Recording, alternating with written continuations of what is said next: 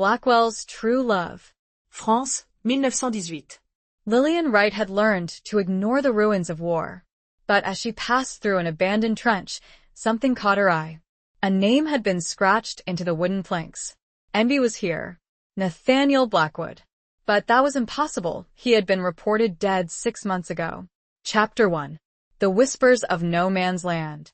The air hung heavy with the cloying sweetness of decay, a scent Lillian Wright had, with a grim resignation, come to associate with life on the Western Front. It was a smell that permeated everything: the mud-caked boots of the soldiers, the rough wool of their uniforms, even the starched white aprons of the nurses like herself. It was the smell of France, 1918. The war had stolen the perfume of wildflowers and replaced it with this constant reminder of mortality. Lillian adjusted the strap of her medical bag, the worn leather digging slightly into her shoulder. She was used to the weight, used to the endless trek between the makeshift field hospitals and the ever-shifting front lines. For years she'd been here, a volunteer nurse with the British Red Cross, patching together broken bodies and shattered spirits. She'd arrived with wide-eyed idealism, a burning desire to serve, to do something. Now, the idealism had been tempered by a bone-deep weariness, a weariness that settled in her soul like the perpetual dampness of the French countryside. The path she followed today wound through a recently abandoned section of trench. The Germans had retreated, pushed back by a costly Allied advance. The silence here was unnerving, a stark contrast to the cacophony of artillery fire that had become the soundtrack of her existence.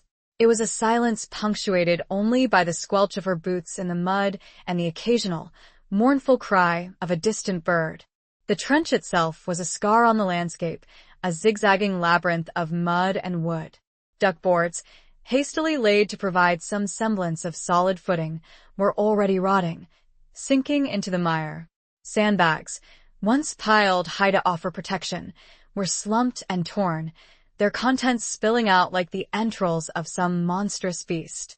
The detritus of war lay scattered everywhere: spent shell casings, discarded gas masks, tattered scraps of uniform, a broken rifle half submerged in the mud.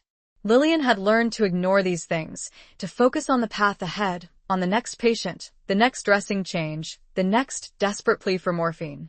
It was a survival mechanism, a way to distance herself from the overwhelming horror that surrounded her. To feel too much was to risk shattering, to become another casualty of this brutal, senseless war. But today, something caught her eye. A section of the trench wall, where the wooden planks were relatively intact, bore a series of markings. Most were just crude carvings, the initials of soldiers long gone, their hopes and fears etched into the wood. But one inscription, scratched in a surprisingly elegant hand, stood out. Envy was here. Lillian froze, her breath catching in her throat. Her heart, usually so numb, began to pound against her ribs with a force that was almost painful. N.B. Nathaniel Blackwood. She knew that handwriting. She'd seen it countless times, on the letters he'd sent her from the front, letters filled with a quiet courage and a yearning for a life beyond the trenches. Letters that had abruptly stopped arriving 6 months ago. Nathaniel. The official telegram had been stark, devoid of emotion. Regret to inform you Captain Nathaniel Blackwood killed in action. She'd read it a dozen times, the words blurring through her tears, each reading a fresh stab of grief. She'd folded the telegram carefully, tucked it away in her small trunk, a tangible reminder of the man she had loved, the man she had lost. But here, in this desolate, abandoned trench, was proof that he had been here. Alive. At least at some point. Lillian reached out, her fingers tracing the carved initials. The wood was rough beneath her fingertips, cold and damp. A shiver ran down her spine, a mixture of disbelief and a flicker of something she hadn't felt in months. Hope. Could he still be alive? The thought was ludicrous, a cruel trick of the mind. The army was meticulous in its record-keeping, especially when it came to casualties. There were protocols, procedures, bodies were identified, families notified. Mistakes were rare. And yet she looked around the trench, her gaze sweeping over the silent, empty landscape. The whispers of no man's land seemed to swirl around her, carrying fragments of forgotten conversations, echoes of laughter and screams. The air felt charged, electric. Lillian had seen men rise from the brink of death before. She'd witnessed miraculous recoveries, defied the odds time and time again. She'd learned that hope, however fragile, was a powerful force, a lifeline in the face of despair. But this was different. This was Nathaniel. The rational part of her brain told her it was impossible. He was gone. She had mourned him, accepted his death. To cling to this faint, improbable hope was madness. But the other part, the part that had ached with his absence for the past 6 months, the part that had never truly given up on him, refused to be silenced. She pulled a small, worn photograph from her pocket, a picture she carried with her always. It showed Nathaniel in his uniform, his eyes smiling, his hand resting on the shoulder of a young, fresh-faced Lillian. They were standing in a garden, bathed in sunlight, a world away from the mud and blood of the trenches. A lifetime ago. She stared at the photograph, then back at the initials carved into the wood. Envy was here. A wave of dizziness washed over her. She gripped the edge of the trench wall, her knuckles white. The silence of the abandoned battlefield seemed to press in on her, suffocating her. Suddenly, the distant crackle of gunfire shattered the stillness. Lillian flinched, her head snapping up. The sound, though far away, was a stark reminder of the reality that surrounded her. The war was still raging, and she was still a nurse, with duties to attend to. She carefully tucked the photograph back into her pocket, her fingers lingering on the worn edges. She took a deep breath, trying to steady her racing heart. She had to find out the truth. She had to know if there was even the slightest chance that Nathaniel was still alive. Even if it was madness, even if it led to heartbreak, she had to follow this thread of hope, this whisper in the wind. She owed him that much. She owed herself that much. She took one last look at the initials, imprinting them on her memory, a silent promise made. She began walking again, not at the previous brisk, clinical pace, but with a slow, measured step. Her entire world had just shifted on its axis.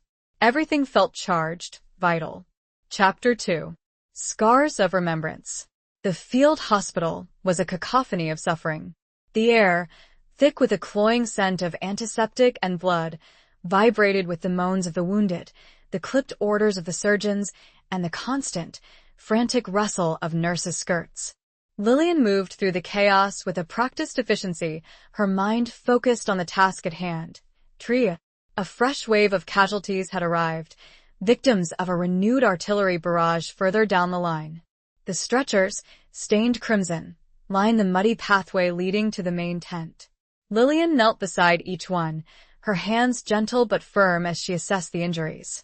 A shattered leg, a gaping chest wound, a young man, barely more than a boy, staring blankly at the sky, his face pale and ashen. Morphine, she called out to one of the orderlies, her voice calm despite the turmoil within her. And get Dr. Albright here, quickly.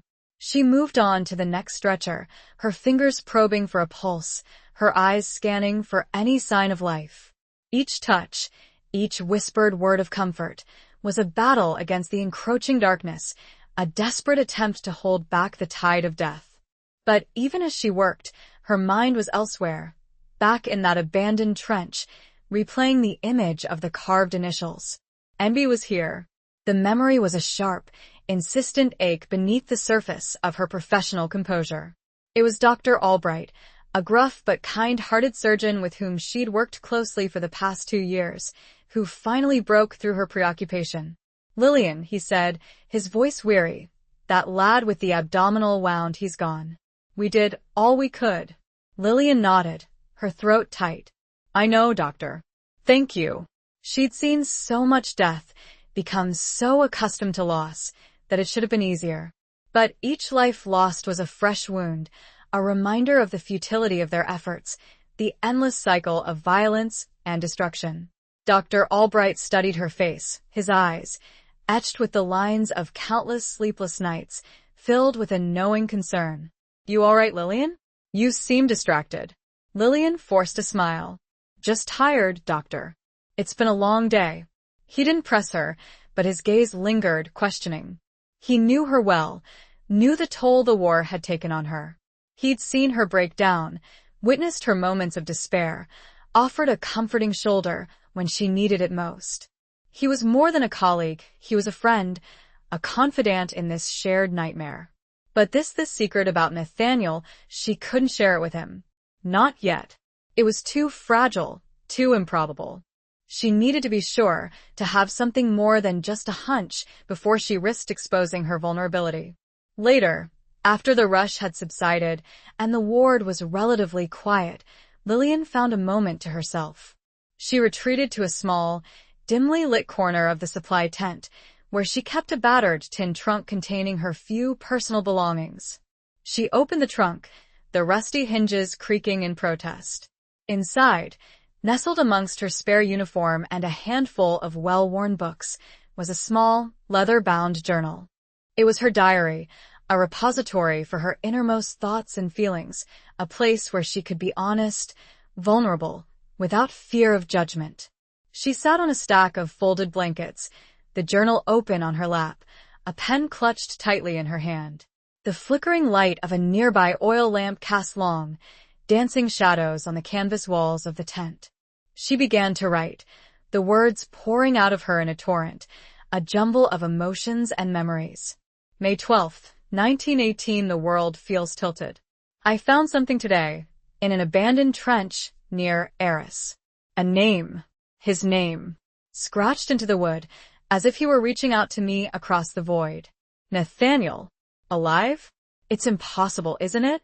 He's been gone for 6 months. I received the telegram, the official confirmation. I mourned him. I buried him in my heart. But those initials, NB. I know his handwriting. It's undeniable.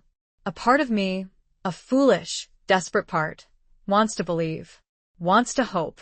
The logical part of my brain tells me it's a cruel coincidence, a trick of the light, a manifestation of my own grief.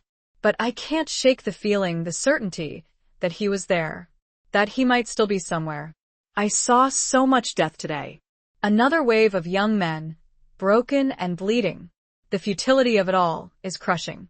But this glimmer of hope, it's like a spark in the darkness. A reason to keep going. I have to find out the truth. I have to know, even if it shatters me completely. Lillian closed the journal, her hand trembling. The act of writing, of putting her feelings into words, had brought a measure of clarity, a renewed sense of purpose. She reached into the trunk again and pulled out a small, silver locket. It was a gift from Nathaniel, given to her on the eve of his deployment. Inside was a miniature portrait of him, his eyes gazing out at her with a mixture of love and determination. She held the locket tightly, her thumb tracing the smooth, cool surface of the silver. She remembered the day he'd given it to her, the way he'd held her hand, his voice husky with emotion. "Keep this close to your heart, Lillian," he'd said. "And remember, no matter what happens, I'll always be with you." She'd clung to those words, to that promise, through the long, dark months of his absence. Now, with the discovery of the inscription in the trench, those words took on a new, profound meaning. A sudden noise, the sound of approaching footsteps, startled her. She quickly closed the locket and tucked it back into her pocket, her heart pounding. It was one of the orderlies, a young man named Thomas, his face pale and drawn. "Nurse Wright," he said, his voice urgent. "There's a soldier asking for you. He's in a bad way. He keeps repeating your name." Lillian felt a jolt of adrenaline, a mixture of fear and anticipation. Could it be? She followed Thomas back into the main tent, her senses on high alert. The air was thick with the sounds of suffering, the smell of blood and disinfectant. They reached a cot in the far corner of the ward, where a soldier lay huddled beneath a thin blanket. His face was obscured by bandages, but his body was racked with tremors. As Lillian approached, she heard him murmur her name, a weak, desperate plea. "Lillian, Lillian," she knelt beside the cot, her hand reaching out to touch his arm. "I'm here," she said, her voice soft and reassuring. "I'm here." The soldier's eyes fluttered open, but they were unfocused, clouded with pain. He didn't seem to recognize her. He wasn't Nathaniel. A wave of disappointment, sharp and bitter, washed over her. But beneath the disappointment, a flicker of resolve remained. She would not give up. She would find him. She looked closely at the soldier. He was just a boy. He whispered something unintelligible before his eyes closed again. Lillian leaned closer, every sense strained. Chapter 3. The Ghost in the Trenches. The boy's whisper, though garbled, had contained a single, clear word: Eris. It was the same town near where Lillian had found the inscription. This, coupled with the insistent calling of her name, felt like more than coincidence. Though her rational mind cautioned against drawing conclusions, a surge of intuition told her this boy, this wounded soldier, held a key to the mystery. Lillian spent the next few hours tending to him, meticulously cleaning and dressing his wounds. He had suffered severe shrapnel injuries to his legs and abdomen, but his vital signs, though weak, were stable. Dr. Albright, after a cursory examination, had deemed him a low priority, given the overwhelming number of more critical cases. But Lillian couldn't shake the feeling that this boy was somehow connected to Nathaniel. As she worked, she spoke to him softly, her voice a constant, reassuring presence. She told him he was safe, that he was being cared for, that he would recover. She didn't know if he could understand her, but she hoped her words offered some small measure of comfort. Finally, as the first rays of dawn crept through the canvas flaps of the tent, the boy's eyes flickered open again. This time they were clearer, more focused. He looked at Lillian, his gaze filled with a mixture of pain and confusion. "You're Lillian?" he asked, his voice weak and raspy. Lillian nodded, her heart pounding. "Yes, I am. Can you tell me your name?" Private Samuel Miller," he whispered. "1st Battalion, Yorkshire Regiment." "Samuel," Lillian said gently, "you were calling my name. Do you remember why?" He frowned, his brow furrowed in concentration. "Eris, I had something for you." He struggled to sit up, but Lillian gently restrained him. "Don't try to move, Samuel. Just tell me what you remember." He closed his eyes for a moment, his breathing labored. A message from a Captain Blackwood." Lillian felt a jolt of electricity shoot through her body. Nathaniel. It was real. He was, or had been, alive. "Captain Blackwood?" she asked, her voice trembling. "What was the message, Samuel? What did he say?" Samuel's eyes opened again, filled with a desperate urgency. "He said to find you, Lillian, right at the field hospital. He said you would know." He coughed, a racking, painful sound. Lillian reached for a cup of water, holding it to his lips. He drank greedily, then continued, his voice weaker than before. "He gave me a letter. It's in my pocket." Lillian's hands were shaking as she reached for the pocket of Samuel's tattered uniform. Her fingers brushed against something stiff and papery. She carefully pulled it out. It was a letter, sealed with wax, the paper stained with mud and blood. And on the front, in Nathaniel's unmistakable handwriting, was her name. Lillian Wright. Her heart was pounding so hard, she thought it would burst. She looked at Samuel, his eyes watching her with a strange intensity. He said it was important. He said you were the only one he could trust." Samuel's voice trailed off, his eyes closing again. His breathing became shallow and irregular. Lillian knew he was fading fast. "Samuel," she said, her voice urgent, "stay with me. Tell me more about Captain Blackwood. Where did you see him? When?" But it was too late. Samuel's body went limp, his hand falling lifelessly to his side. He was gone. Lillian stared at the letter in her hand, her mind reeling. Nathaniel had sent her a letter. He had been alive, recently enough to have encountered Samuel. But where was he now? And why hadn't he come to the hospital himself? The questions swirled in her mind, unanswered, unanswerable. She looked down at Samuel's still form, a wave of sadness washing over her. He was just another casualty of this brutal war, another young life cut short. But he had also been a messenger, a link to the man she loved. She carefully placed the letter in her own pocket, her fingers brushing against the silver locket she always carried. She would read the letter later, when she had a moment to herself, when she could process the emotions that were threatening to overwhelm her. For now, she had work to do. There were other patients to tend to, other lives to save. But the knowledge that Nathaniel had been alive, that he had sent her a message, gave her a renewed sense of purpose, a strength she hadn't felt in months. She would find him. She would uncover the truth, no matter how difficult, no matter how dangerous. She owed it to Samuel, to Nathaniel, and to herself. As she turned to leave, she noticed a small, muddy object lying on the floor near Samuel's cot. It was a military dog tag, the metal dull and scratched. She picked it up, her fingers tracing the stamped inscription. N. Blackwood. Captain Royal Fusiliers. It was Nathaniel's dog tag. Samuel must have been carrying it for him. Lillian clutched the dog tag tightly in her hand, a tangible link to the man she loved. A wave of emotion washed over her, a mixture of grief, hope, and a fierce determination. She would find him. She had to. The dog tag felt warm in her palm, a tiny ember in the vast darkness. The distant sound of artillery fire seemed fainter now, replaced by the steady beat of her own heart. The first hint of light was already on the horizon. Chapter 4. Letters from a Stranger. The pre-dawn light filtered weakly through the canvas, painting the interior of Lillian's small tent in shades of gray. Outside, the sounds of the awakening camp, the clatter of mess tins, the rumble of supply trucks, the shouted orders of sergeants, were a muffled backdrop to the turmoil in her heart. She sat on her cot, the blood-stained letter clutched in her trembling hands. Nathaniel's letter. She had waited until she was alone, until the demands of the ward had subsided, before allowing herself to open it. The anticipation had been almost unbearable, a mixture of hope and dread warring within her. Now, finally, the moment was here. With trembling fingers, she broke the wax seal, the brittle material crumbling beneath her touch.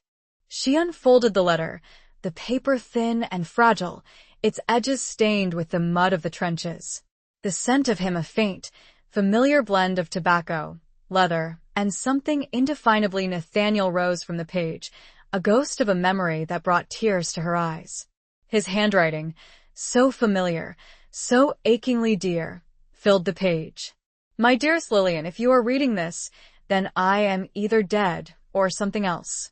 Something I cannot explain in this letter. Something dangerous. I know this will come as a shock. I know you received the telegram. I cannot explain how that happened. But I am alive, Lillian. Or, at least, I was when I wrote this. I am involved in something clandestine. Something that requires secrecy, even from you. I cannot tell you the details, not now. But I need your help. I need you to trust me. I know it's a lot to ask, given the circumstances. But I swear to you, on everything we hold dear, that I am doing this for the right reasons. For us. For a future we might still have. I need you to go to Amiens. To the Café Belle Époque, on the Rue de Trois Cailloux. Ask for a man named Jean-Luc.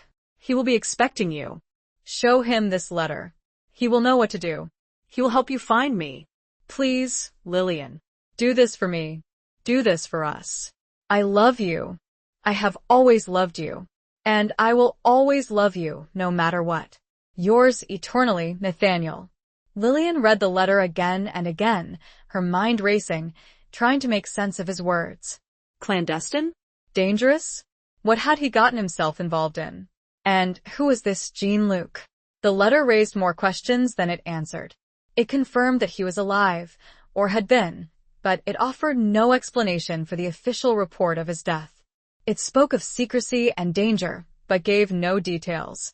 It demanded her trust, but offered no reassurance. And yet, despite the uncertainty, despite the fear that gnawed at her, she knew she would do as he asked. She would go to Amiens. She would find this Jean-Luc. She would do whatever it took to find Nathaniel. Her love for him, rekindled by the discovery of his inscription and now fueled by this letter, was a powerful force, stronger than any doubt, any fear. She had trusted him with her heart once. She would trust him again. She carefully folded the letter, tucking it back into its envelope. She then reached for her journal, her pen moving across the page, recording her thoughts, her fears, her determination. May 13th, 1918, his letter. It's like a message from beyond the grave. He's alive, but caught in something dangerous, something he can't explain. He asks for my trust, for my help. And I will give it to him. Without question. Amiens. The Café Belle Époque. Jean-Luc. These are my instructions. These are my clues. This is my path to finding him. Fear is a constant companion now, but it is overshadowed by a fierce determination. I will not let him down. I will not lose him again. I have to believe that he is still out there, waiting for me. I have to believe in the possibility of a future together. A future beyond this war. She closed the journal, her resolve strengthened. She had a plan, a purpose. She would go to Amiens. But getting there would not be easy. Amiens was a major city, a hub for military activity, and travel for civilians, even nurses, was heavily restricted. She would need permission, a pass, a legitimate reason to leave the field hospital. She thought of Dr. Albright. He was her superior, but he was also her friend. He knew her, trusted her. He might be willing to help. But could she risk telling him the truth? Could she confide in him about Nathaniel, about the letter, about her plan? It was a gamble, a dangerous one. But she had no other choice. As the sun rose higher, casting a pale golden light over the camp, Lillian made her decision. She would speak to Dr. Albright. She would tell him part of the truth. Enough to secure his help, but not enough to endanger Nathaniel or herself. She put on her uniform, her movements deliberate, her mind focused. She was no longer just a nurse, tending to the wounded. She was a woman on a mission, a woman driven by love and a desperate hope. A woman walking into the unknown. The air was crisp and surprisingly chill as she exited, a marked change from the muggy tent. She took a breath, steeling herself. The next conversation could change everything. Chapter 5. Between Duty and Desire. The medical tent was already bustling with activity when Lillian found Dr. Albright. He was hunched over a young soldier, his brow furrowed in concentration as he meticulously sutured a gaping wound. The air was thick with a metallic tang of blood and the sharp scent of disinfectant. Lillian waited patiently, observing the doctor's skillful hands, his unwavering focus. She had always admired his dedication, his compassion, his ability to remain calm in the face of overwhelming suffering. He was a good man, a man of integrity. But could she trust him with her secret? Finally, he finished suturing the wound, his shoulders slumping with exhaustion. He looked up, his eyes, etched with weariness, meeting Lillian's. "Lillian," he said, his voice gravelly, "what is it? You look troubled." Lillian took a deep breath, her heart pounding. "Doctor," she began, her voice hesitant, "I need to speak with you." Privately. He nodded, gesturing towards a small, partitioned-off area at the back of the tent, used for consultations and examinations.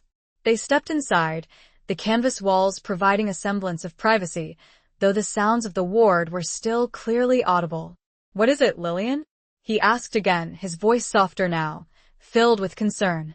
Lillian hesitated, choosing her words carefully. She couldn't tell him the whole truth, not yet. But she needed his help, his permission to travel to Amiens. "Doctor," she began, I received some news about a friend. A soldier. He's been wounded. Severely. And he's in Amiens." Dr. Albright's eyebrows rose slightly. "Amiens? That's unusual. Most of our wounded are brought here, or to the larger hospitals closer to the coast." Lillian nodded, her mind racing. "I know, doctor. But this is different. He specifically asked for me. He said he needed me." She hated lying, but she saw no other way. She had to protect Nathaniel, to keep his secret safe. Dr. Albright studied her face, his eyes searching, questioning. He knew she was holding something back, but he also sensed her desperation. "And this soldier, this friend, is he important to you?" he asked gently. Lillian's eyes filled with tears, her voice catching in her throat. "Yes, doctor. He is very important."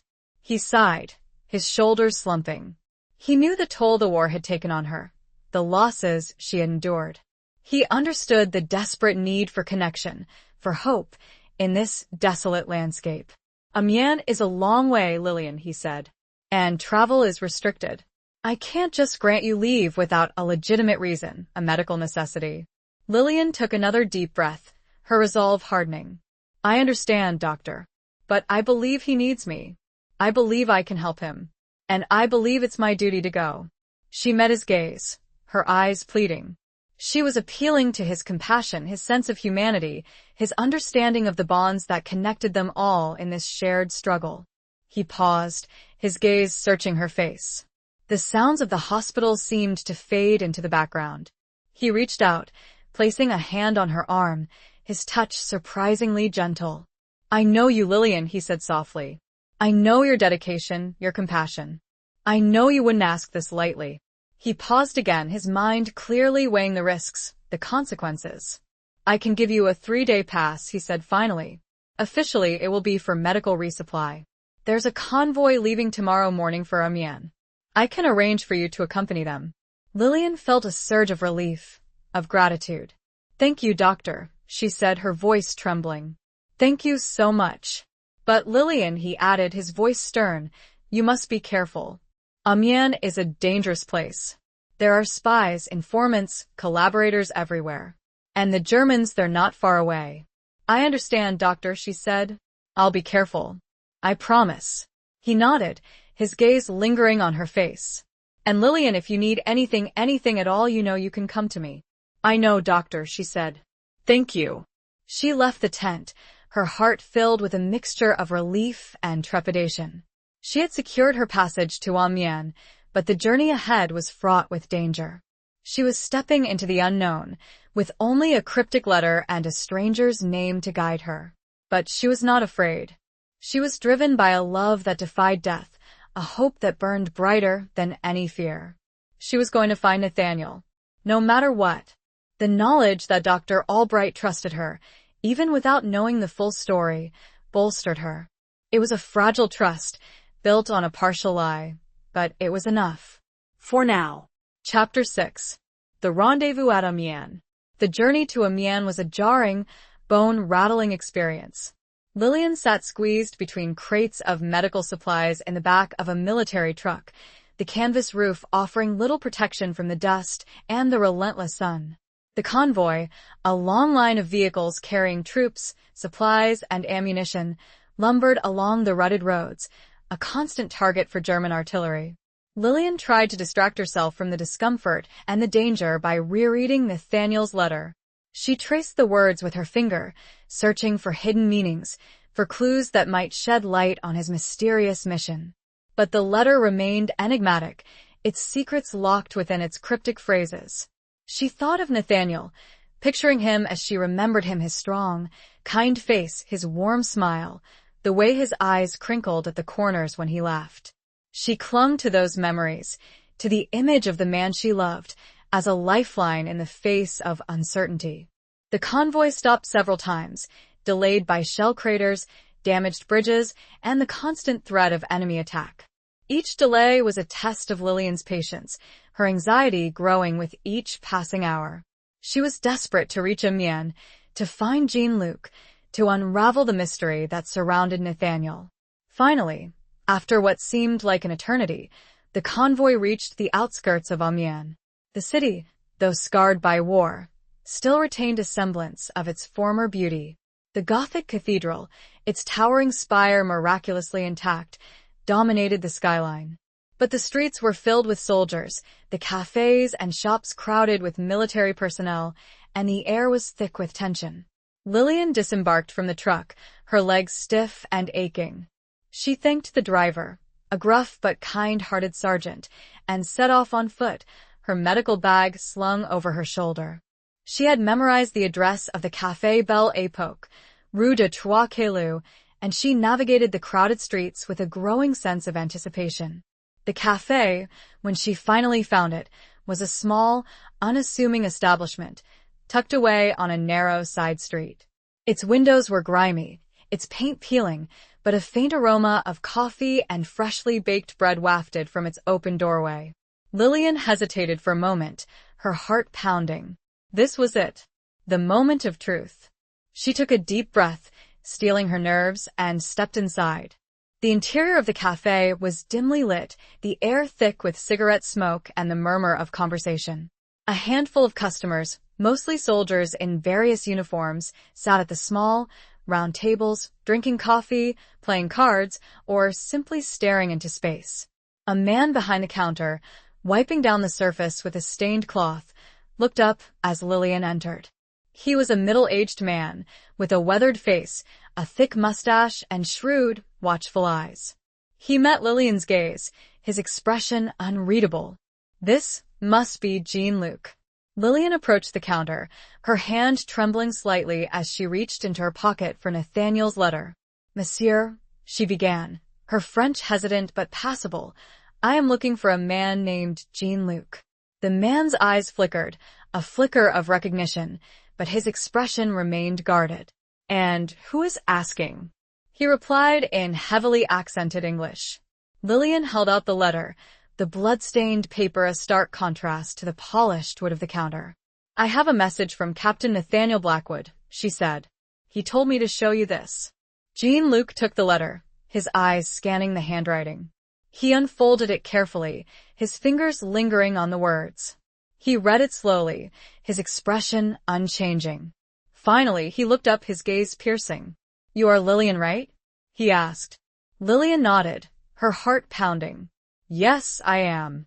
He folded the letter, tucking it into his apron pocket. "Follow me," he said, his voice low.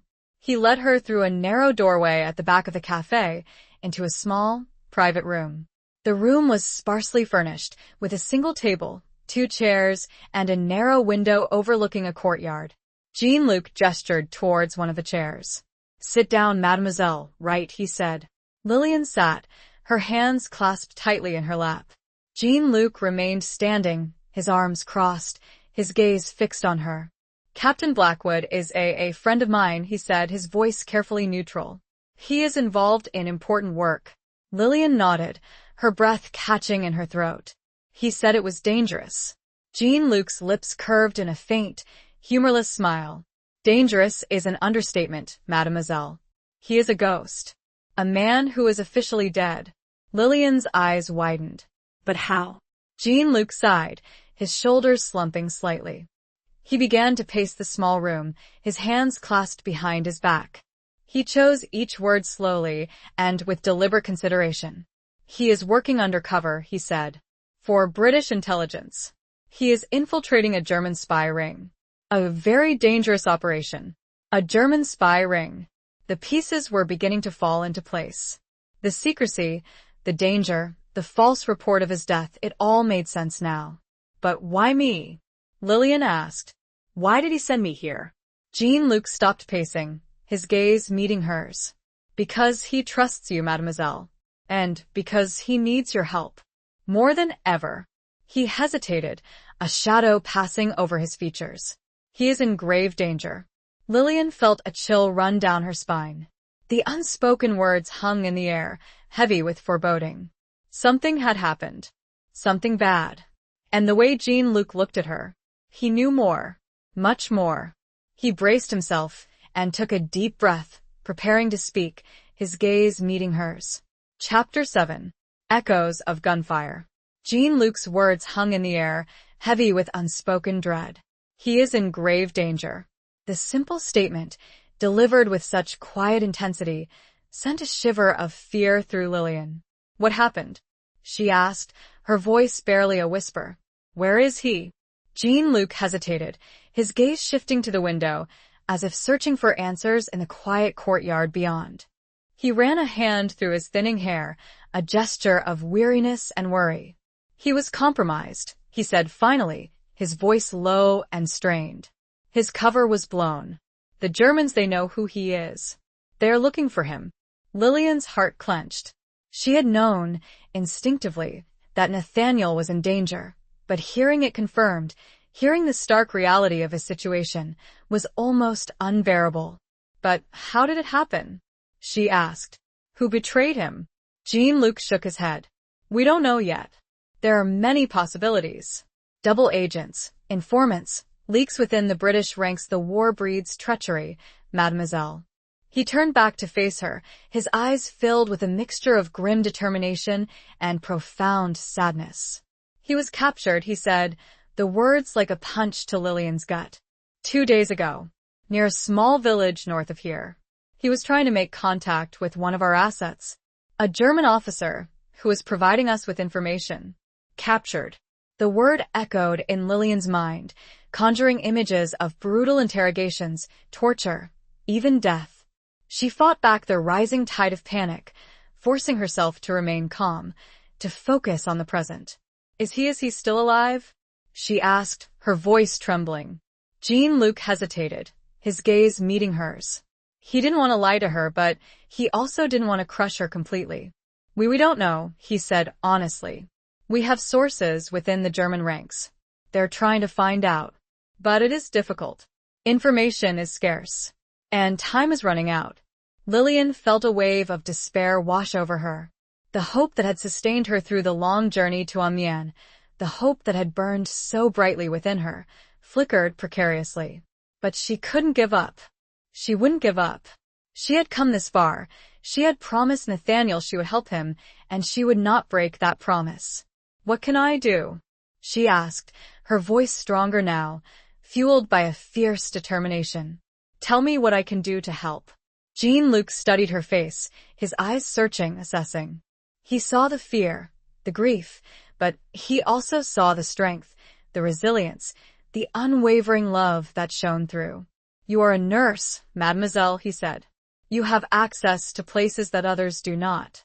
You can move freely where others cannot. He paused, his gaze intensifying. We believe he is being held in a German field hospital, near the village where he was captured. It is a makeshift hospital, set up in a requisition chateau. A German field hospital. The thought of entering enemy territory, of walking into the heart of danger, was terrifying.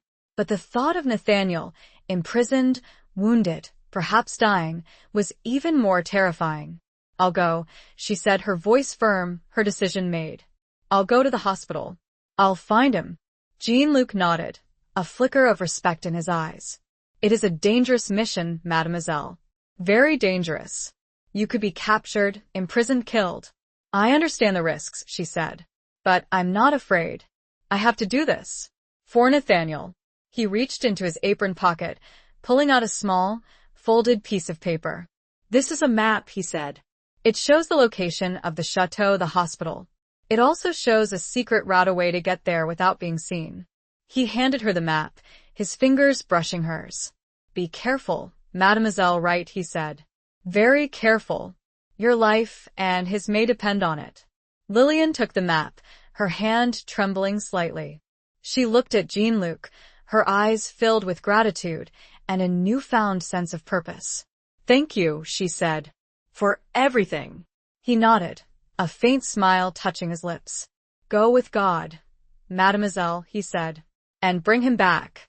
Lillian left the cafe, the map clutched tightly in her hand. The streets of Amiens seemed different now, more menacing, more dangerous. The sounds of the city, the rumble of trucks, the shouts of soldiers, the distant echoes of gunfire were a constant reminder of the war that raged around her. She was no longer just a nurse, seeking a lost love. She was a spy, an infiltrator, a woman walking into the heart of darkness. But she was also a woman driven by a love that knew no bounds, a hope that refused to be extinguished, a love that transcended the horrors of war. She began walking, not at the previous hesitant pace, but with a renewed vigor. As she walked, she began formulating a plan. It was reckless, dangerous, and borderline impossible. But it was the only chance she had. The distant sound of artillery intensified, but it no longer filled her with dread. It fueled her. Chapter 8. A stolen dance in the ruins. Lillian studied the map Jean-Luc had given her, tracing the route with her finger.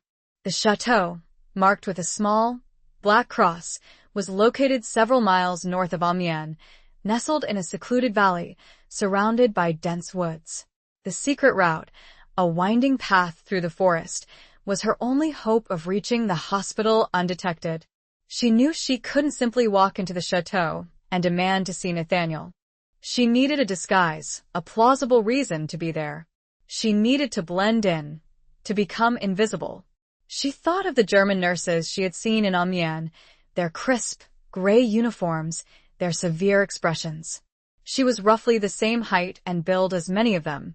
If she could obtain a uniform, if she could somehow pass herself off as a German nurse, she might be able to infiltrate the hospital. It was a long shot, a desperate gamble, but she had no other options. She had to try. She spent the next few hours searching the back streets of Amiens, her eyes scanning the alleyways, the laundry lines, the discarded clothing bins. She was looking for a German nurse's uniform, or anything that could be altered to resemble one. Finally, in a narrow alley behind a bombed-out building, she found what she was looking for. A discarded gray dress, torn and stained, but the right size and color. It wasn't a uniform, but it was close enough. With a few alterations, a few additions, she could make it work. She found a small, deserted shop, its windows shattered, its shelves empty. It was a tailor shop, or had been once. A sewing machine, miraculously intact, sat in a corner, covered in dust. Needles, thread, and scraps of fabric were scattered on the floor. Lillian set to work, her hands moving quickly, expertly. She had learned to sew as a child, and those skills, long dormant, came back to her now. She repaired the tears in the dress, altered the neckline, added a white collar and cuffs, fashioned a makeshift Red Cross armband from a scrap of white cloth. It wasn't perfect, but it was passable. In the dim light of the chateau, in the chaos of a field hospital, it might be enough to fool a casual observer. As dusk began to fall, Lillian donned the altered dress, her heart pounding. She looked at herself in a cracked mirror, her reflection a stranger. She was no longer Lillian Wright, British nurse. She was someone else. A ghost, a shadow, a woman playing a dangerous role. She left the shop, the map clutched tightly in her hand. She followed the secret route, the path winding through the darkening woods. The air was cool and damp, the silence broken only by the rustling of leaves and the distant hoot of an owl. The chateau, when she finally saw it, loomed before her, a dark, imposing silhouette against the twilight sky. Lights flickered in its windows, casting long, eerie shadows across the overgrown grounds. The sounds of activity voices, footsteps, the occasional groan of pain drifted on the night air. Lillian took a deep breath, steeling her nerves. She was here. She had made it. Now, she had to find Nathaniel. She approached the chateau cautiously, avoiding the main entrance, circling around to the back. She found a small, unlocked door, leading into what looked like a kitchen. She slipped inside, her heart pounding. The kitchen was deserted, the remnants of a meal still on the tables. The air was thick with the smell of cooked food and disinfectant. Lillian moved quickly, silently, through the kitchen, into a long, dimly lit corridor. The corridor was lined with doors, leading to what she assumed were makeshift wards. The sounds of suffering were more intense here, the moans of the wounded, the whispered prayers, the occasional cry of pain. Lillian paused outside one of the doors, her hand hovering over the handle. She could hear voices inside, speaking in German. She took a deep breath, forcing herself to remain calm, to project an air of authority. She opened the door and stepped inside. The ward was a large, high-ceilinged room, filled with rows of cots. Wounded soldiers lay on the cots, their faces pale and drawn, their bodies bandaged and broken. A handful of German nurses moved among them, tending to their needs.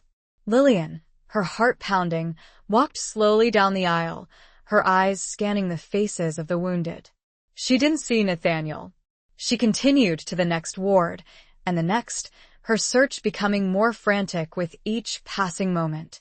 She saw dozens of wounded soldiers, each face a mask of pain and suffering, but none of them was the face she was looking for. Finally, she reached the last ward, a smaller room at the end of the corridor. This room was different. It was quieter, more secluded. and it was guarded by 2 armed soldiers. Lillian's heart skipped a beat. This must be it. This must be where they were holding Nathaniel.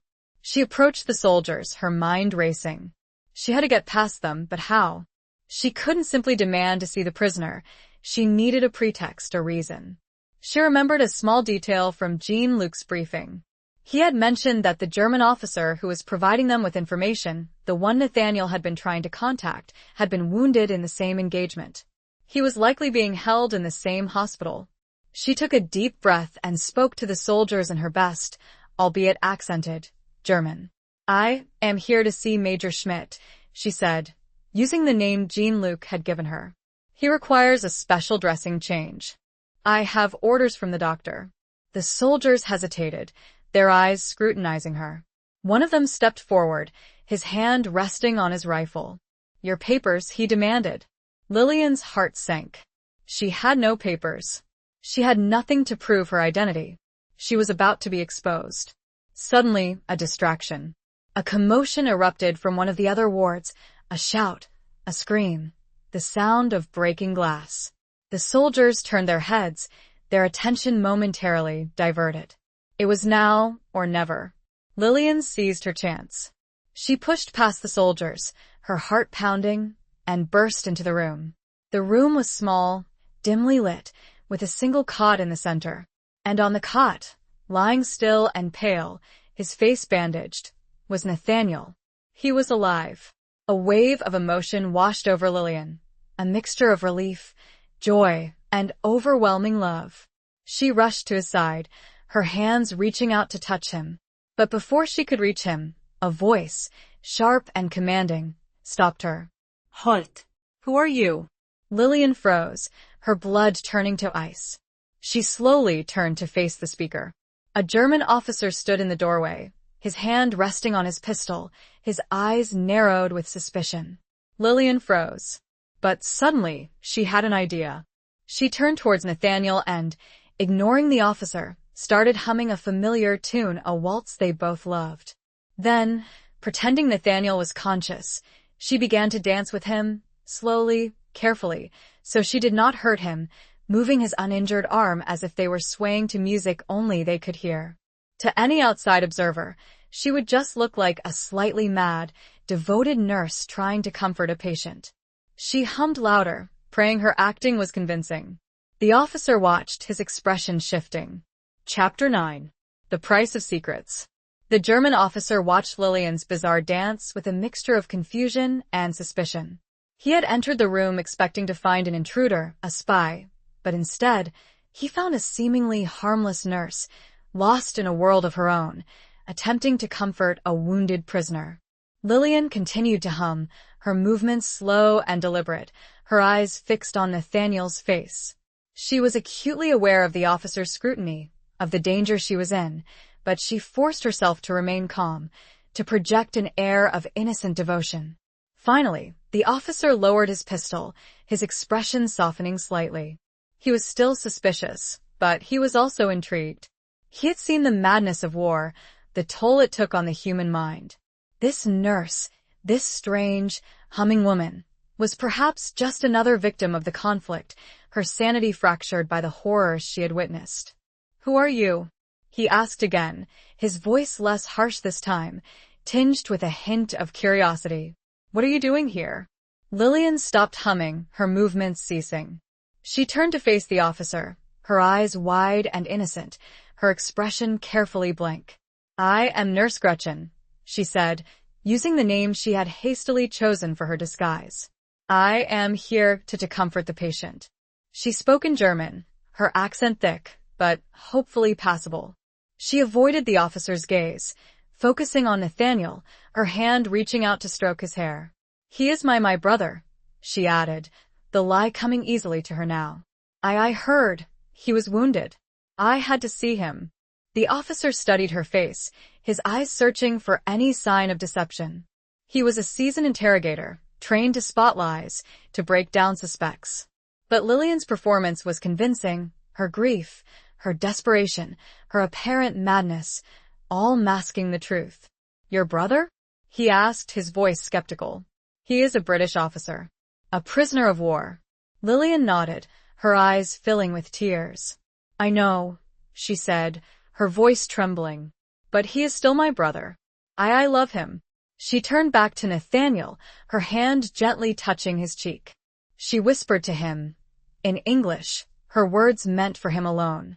Nathaniel, she murmured, it's me, Lillian. I'm here. I'm going to get you out of here. He didn't respond, his eyes remaining closed, his breathing shallow and irregular. But Lillian knew he was alive, and that was all that mattered. The officer watched her, his expression unreadable. He was still suspicious, but he was also moved. He had seen the love between siblings, the bonds that transcended nationality, ideology, even war. You may stay, he said finally, his voice gruff. But do not attempt to help him escape. This room is guarded. Any attempt will be met with force. Lillian nodded, her heart pounding with relief. I understand, she said. I only want to be with him. The officer turned to leave, his footsteps echoing in the silent room. He paused at the doorway, his gaze lingering on Lillian.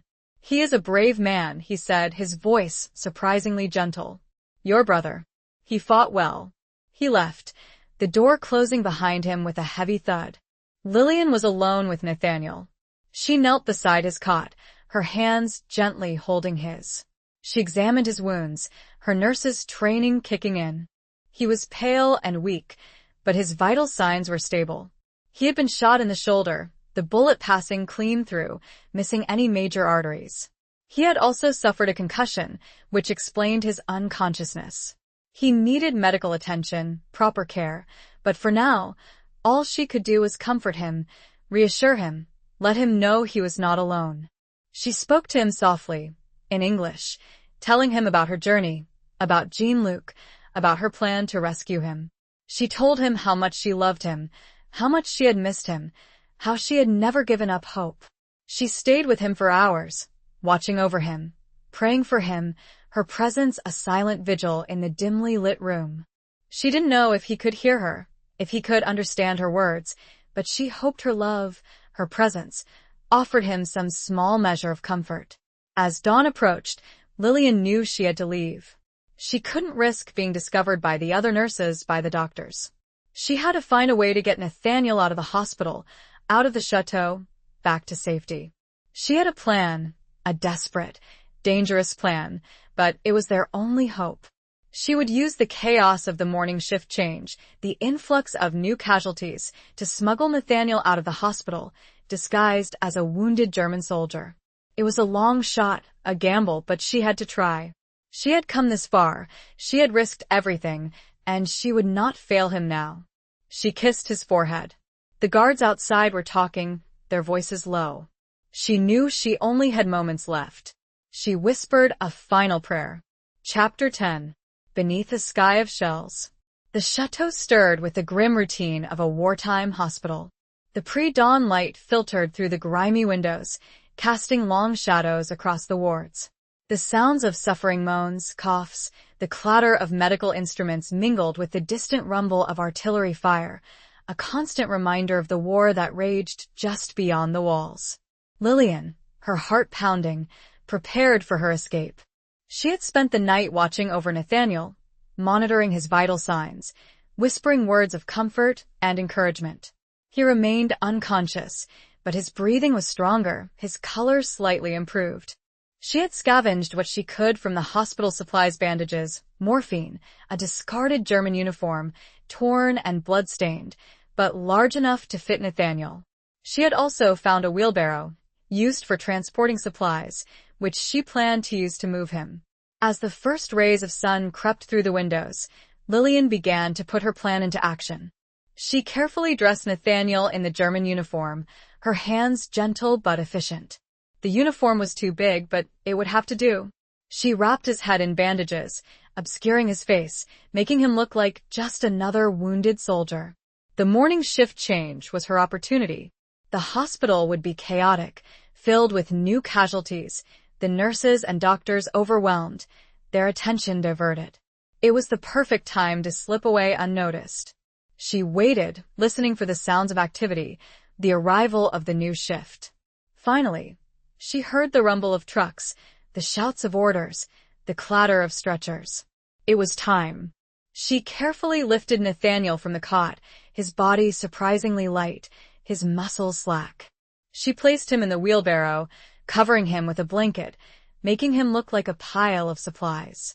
She took a deep breath, steeling her nerves. She was about to walk out of a German field hospital with a British officer disguised as a German soldier in broad daylight.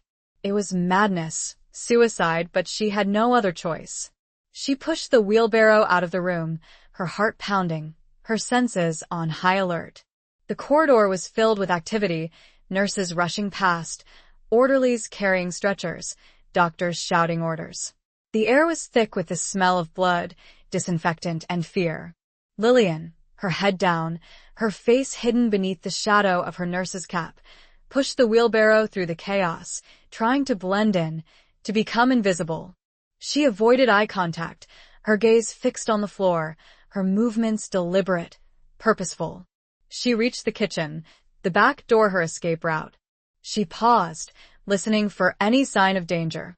The kitchen was empty, the cooks busy preparing the morning meal. She pushed the wheelbarrow through the door, out into the cool morning air. She was outside in the open, but she was not safe yet. She had to reach the woods, the secret path, before she could breathe a sigh of relief. She pushed the wheelbarrow across the overgrown grounds, her muscles straining, her breath coming in ragged gasps. The chateau loomed behind her, a dark, menacing presence. The sounds of the hospital, the echoes of gunfire, faded into the distance. Suddenly, a shout, sharp and commanding, stopped her in her tracks. Halt! Who goes there? Lillian froze, her blood turning to ice. She slowly turned to face the speaker. A German soldier, young, fresh-faced, stood before her, his rifle pointed directly at her. He had seen her, noticed her. Her disguise had failed. She was caught, but she wouldn't give up. Not now, not when she was so close. She forced herself to remain calm, to think quickly. She had to find a way out of this, a way to distract the soldier, to escape. I am taking supplies to the front, she stammered in her broken German, her voice trembling. Medical supplies. For the wounded. She gestured towards the wheelbarrow, her hand shaking. The soldier lowered his rifle slightly, his eyes scrutinizing her. He was suspicious, but he was also hesitant. He was young, inexperienced, unsure of himself. Lillian saw her chance. She had to act quickly, before he regained his composure, before he called for reinforcements. She reached into her pocket, pulling out a small vial of morphine, one of the vials she had scavenged from the hospital. She held it up, her hand shaking. Morphine, she said, her voice urgent. For the wounded. I must hurry. They are dying. The soldier's eyes widened slightly. He had seen the effects of morphine, the way it eased pain, the way it brought a fleeting moment of peace to the dying. He had seen the desperation in the eyes of the wounded, the pleas for relief. He lowered his rifle further, his gaze shifting from Lillian to the wheelbarrow. He was wavering, his humanity battling with his duty. It was now or never. Lillian lunged forward, her movements swift and unexpected. She smashed the vial of morphine against the soldier's arm, the glass shattering, the liquid spilling onto his uniform. He cried out, startled, his hand instinctively reaching for his arm. The rifle clattered to the ground. Lillian didn't hesitate. She pushed the wheelbarrow forward, ramming it into the soldier, knocking him off balance. He stumbled, falling to the ground, his eyes wide with shock and pain. Lillian ran. She ran as fast as she could, pushing the wheelbarrow ahead of her, her lungs burning, her legs aching. She reached the edge of the woods, the trees offering a semblance of cover, of protection. She didn't look back. She didn't dare. She had to keep moving, to reach the secret path, to escape. She heard shouts behind her, the sounds of pursuit. The soldiers were coming after her. But she wouldn't stop. She wouldn't be caught. She plunged into the woods, the wheelbarrow bouncing over the uneven ground, Nathaniel's body jostling beneath the blanket. The trees closed in around her, the branches scratching her face, her arms. She followed the path, the winding, treacherous route Jean-Luc had shown her. She had to reach safety. She had to get Nathaniel to safety. She could hear the soldiers behind her, their shouts getting closer. The sky above her began to rumble. Not with thunder, but shells. The ground vibrated with the explosion. It was getting closer. Chapter 11. The Betrayal at Dawn. The forest echoed with the sounds of pursuit. Lillian pushed the wheelbarrow with a desperate strength, her lungs burning, her muscles screaming in protest. The shouts of the German soldiers grew closer, their heavy footsteps pounding on the earth behind her. The artillery fire intensified, the shells exploding closer and closer, shaking the ground beneath her feet. She stumbled, falling to her knees, the wheelbarrow tipping over, Nathaniel's body spilling onto the muddy ground. She scrambled to her feet, her hands reaching out to him, her heart filled with terror. He was still unconscious, his face pale and drawn, but he was alive. She had to get him up. She had to keep moving. She lifted him, her arms straining under his weight. She placed him back in the wheelbarrow, her movements frantic, desperate. She had to get him to safety. She had to escape. She pushed the wheelbarrow forward, her pace slower now, her strength failing. The woods were dense, the path treacherous, the trees a tangled maze of branches and roots. She tripped, stumbled, fell, but she kept getting up, kept pushing forward. Suddenly, a figure stepped out from behind a tree, blocking her path. It was a German soldier, his rifle raised, his face grim. Lillian froze, her heart sinking. She was trapped. There was nowhere to run, nowhere to hide. But it wasn't a German soldier. It was Jean-Luc. Relief washed over Lillian, a wave of gratitude so intense it almost brought her to her knees. Jean-Luc, her savior, her ally, had come to help her. Jean-Luc, she gasped, her voice breathless. Thank God you're here. He lowered his rifle, his eyes meeting hers. But his expression was not what she expected. It was cold, hard, devoid of any warmth or compassion. You were followed, Mademoiselle Wright, he said, his voice flat, his French accent thick. You led them right to us.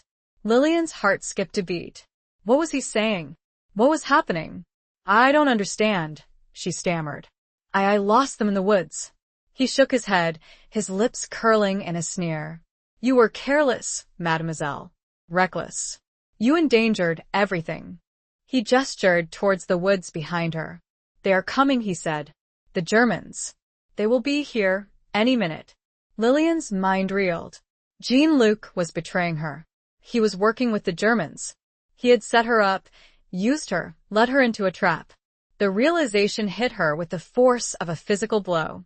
The man she had trusted, the man who had promised to help her, was her enemy. Why? She whispered, her voice trembling. Why are you doing this? He shrugged, his expression indifferent.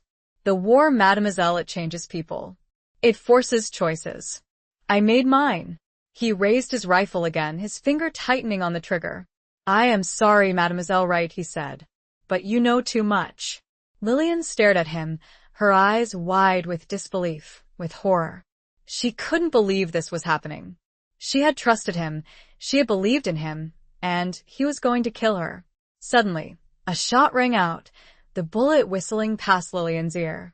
Jean-Luc staggered backward, his eyes wide with surprise, his hand clutching his chest. He crumpled to the ground, his body lifeless. Lillian spun around, her heart pounding. Standing behind her, his rifle smoking, was a figure she didn't recognize. It was a British soldier, his uniform muddy and torn, his face grim. He was young, barely more than a boy, but his eyes were old, hardened by war. Are you all right, miss? He asked, his voice surprisingly gentle, his accent distinctly British.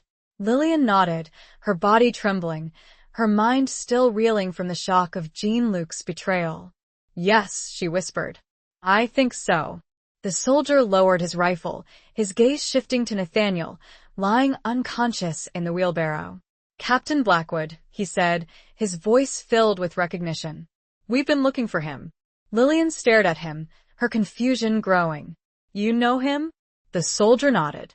I'm with British intelligence, miss, he said. We were working with the captain. We knew he was in trouble. He paused, his gaze shifting to Jean-Luc's lifeless body. He was a double agent, miss, he said. Working for the Germans. He betrayed the captain. Lillian felt a wave of nausea wash over her. She had been so close to saving Nathaniel, and she had almost been killed by the man she had trusted. We have to get him out of here, she said, her voice urgent. He needs medical attention. The soldier nodded. We will, miss, he said. We have a safe house nearby. We'll take him there. He helped Lillian lift Nathaniel from the wheelbarrow, his movements careful, gentle. They carried him through the woods, following a hidden path, the sounds of the battle fading behind them. The betrayal had been brutal, unexpected, but it had also led to a rescue. A twisted, ironic turn of events, but a turn that had saved Nathaniel's life. As they carried him, Lillian felt a flicker of hope. He would survive, she knew that, but so much had changed. The world seemed a darker, more dangerous place. She looked to the sky, the faint light of dawn breaking. It was not a hopeful light, but a grim, gray one. Chapter 12. The Surgeon's Hands. The safe house was a small, unassuming farmhouse, nestled in a secluded valley, far from the fighting. It was a haven, a place of refuge, a temporary sanctuary from the horrors of war. The air was clean, the silence broken only by the chirping of birds and the gentle rustling of leaves. Lillian and the young soldier, whose name was Private Thomas Baker, carried Nathaniel inside, laying him gently on a cot in a small, sparsely furnished room. Lillian immediately set to work, examining his wounds, assessing his condition. He was still unconscious, but his breathing was more regular, his pulse stronger. The bullet wound in his shoulder had been crudely bandaged, but it was infected, inflamed. He needed surgery, proper medical care, and he needed it soon. Lillian turned to Private Baker, her eyes filled with a desperate plea. He needs a surgeon, she said. A doctor. We have to get him to a hospital. Private Baker shook his head. It's too dangerous, miss, he said. The roads are blocked, the hospitals are overflowing. And the Germans, they're still looking for him. He paused, his gaze shifting to Nathaniel. I have some medical training, miss, he said. Basic first aid. I can clean the wound, apply a new dressing. But that's all I can do.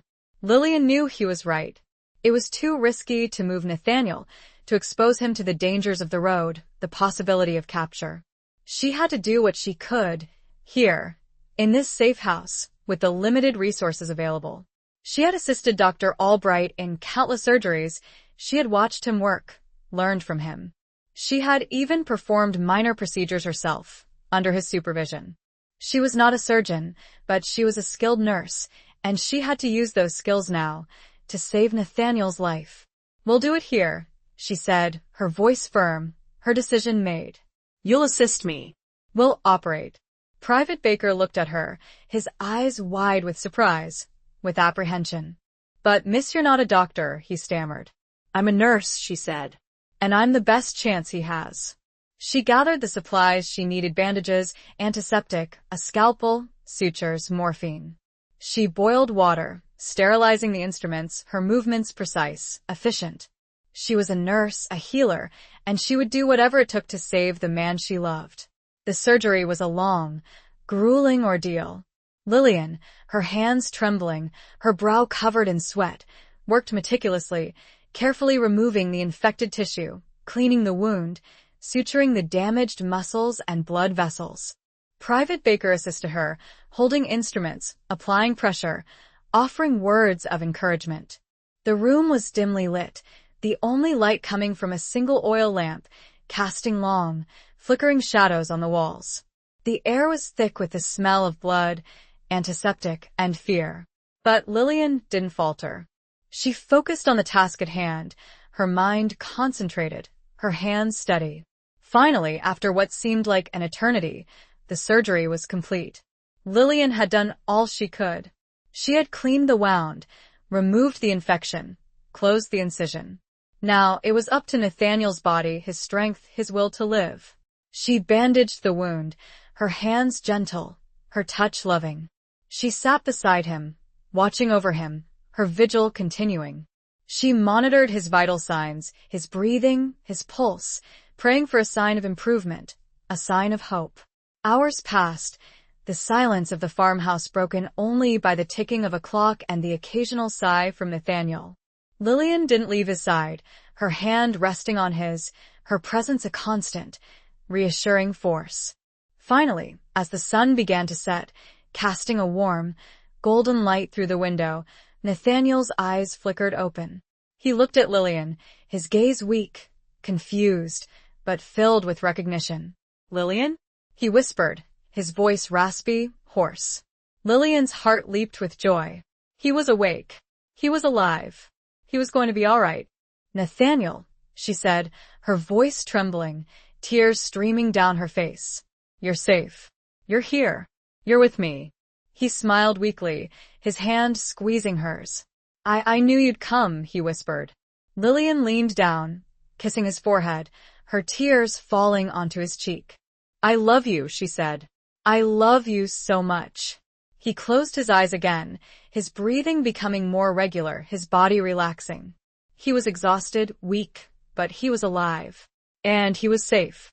Lillian sat beside him, her hand in his, her heart filled with a profound sense of relief, of gratitude, of love. She had saved him. She had brought him back from the brink of death. She felt his pulse, strong and steady. A wave of exhaustion washed over her, but it was a good exhaustion. A feeling of peace and hope, however fragile, settled around her. The sun was setting, casting a warm glow over everything. Chapter 13.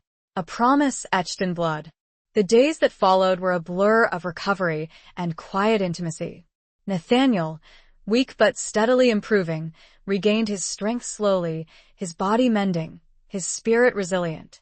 Lillian never left his side, tending to his wounds, feeding him broth, reading to him, her presence a constant source of comfort and reassurance.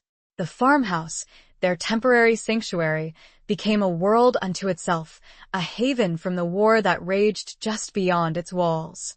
They spoke little of the past, of the dangers they had faced, the betrayals they had endured. They focused on the present, on the simple joys of being together, of being alive. Private Baker, a quiet, unassuming presence, provided them with food, supplies, and news from the outside world. The war was continuing, the battles raging, but the tide was turning. The Allies were gaining ground, the Germans were retreating. Hope, a fragile, tentative hope, was beginning to blossom. One afternoon, as Nathaniel was sitting up in bed, his strength returning, Lillian brought him a small, wooden box. It was a box she had found in the farmhouse, containing a few forgotten treasures, a faded photograph, a dried flower, a rusty key. "I found this," she said, her voice soft. "I thought you might like to see it." Nathaniel took the box, his fingers tracing the worn wood. He opened it, his eyes widening slightly as he saw the contents. He picked up the photograph, his gaze lingering on the image. It was a picture of a young couple, standing in a garden, their arms entwined, their faces filled with love and laughter. They were strangers, their names unknown, their story lost to time. But their love, their happiness, was palpable, a testament to the enduring power of human connection. Nathaniel looked at Lillian, his eyes filled with a deep, profound emotion. "It's beautiful," he said, his voice husky.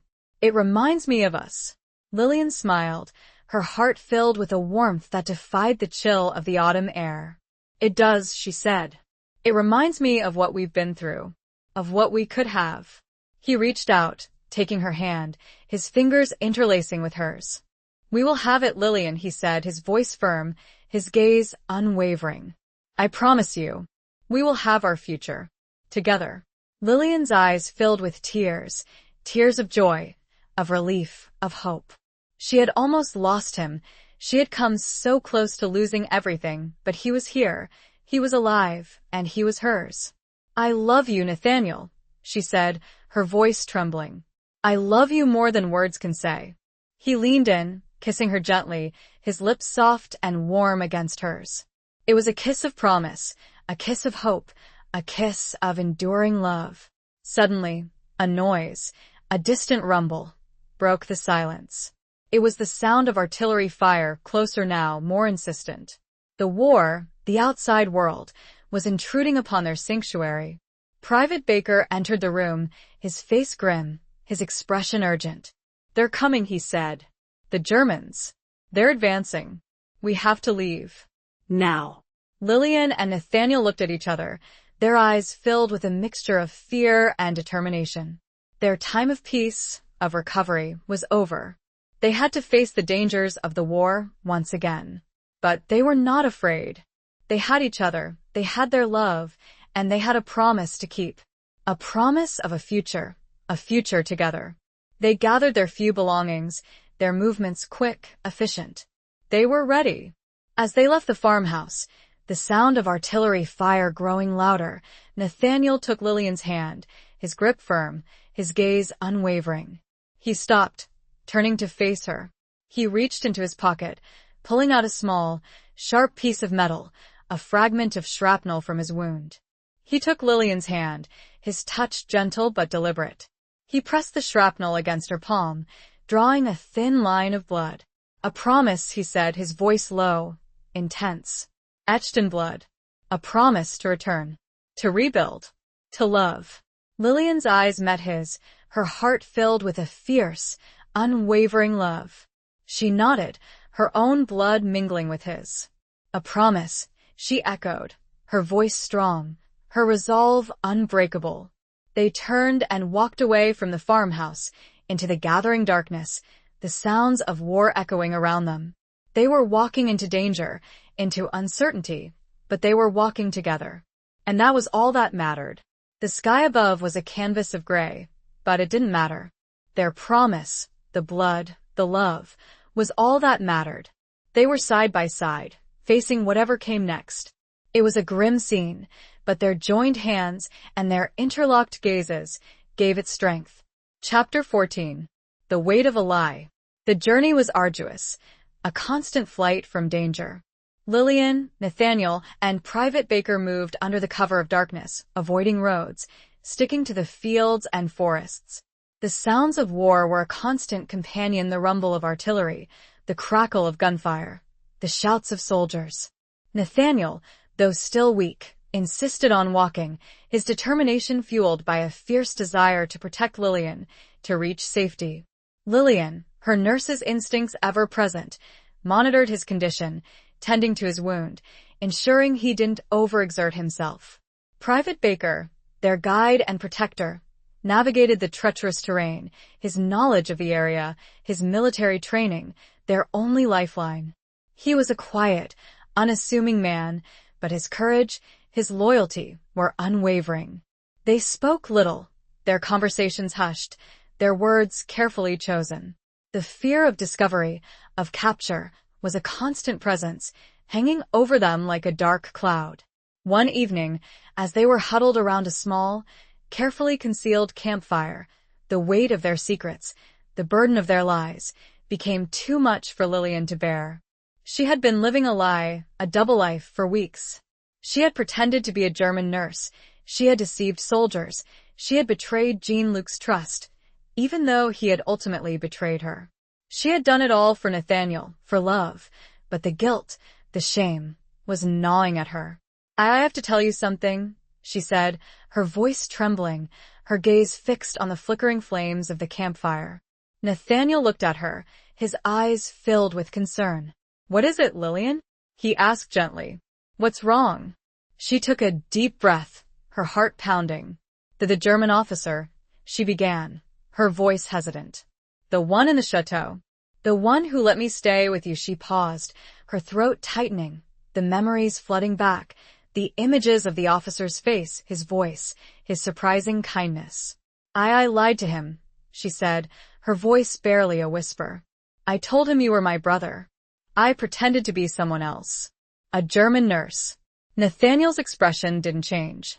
He had known instinctively that she had been hiding something, that she had been carrying a burden. "I know," he said softly. I suspected. Lillian's eyes widened slightly. You knew? He nodded. You're not a very good liar, Lillian, he said, a faint smile touching his lips. And your German is atrocious. Lillian felt a wave of relief wash over her.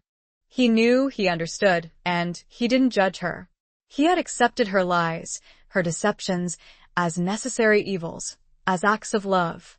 But that's not all, she said, her voice still trembling. There's something else. Something worse. She hesitated, her gaze shifting to Private Baker, who was sitting quietly, listening intently. She didn't know him well. She didn't know if she could trust him completely, but she had to tell the truth. She had to unburden herself. Jean-Luc, she said, her voice barely audible. He betrayed us. He was working with the Germans. He set us up a trap. Private Baker's expression changed, his eyes narrowing slightly. We knew, he said, his voice flat. We suspected. That's why I was sent to find you. Lillian's mind reeled.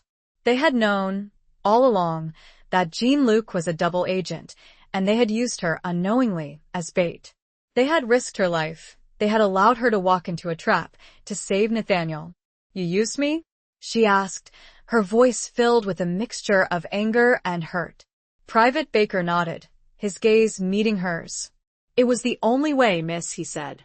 We had to get the captain out. And we had to expose Jean-Luc. Lillian felt a surge of conflicting emotions, anger, resentment, betrayal, but also understanding. She had been a pawn in a larger game, a game of espionage, of deception, of war. She had been used, but she had also saved Nathaniel's life.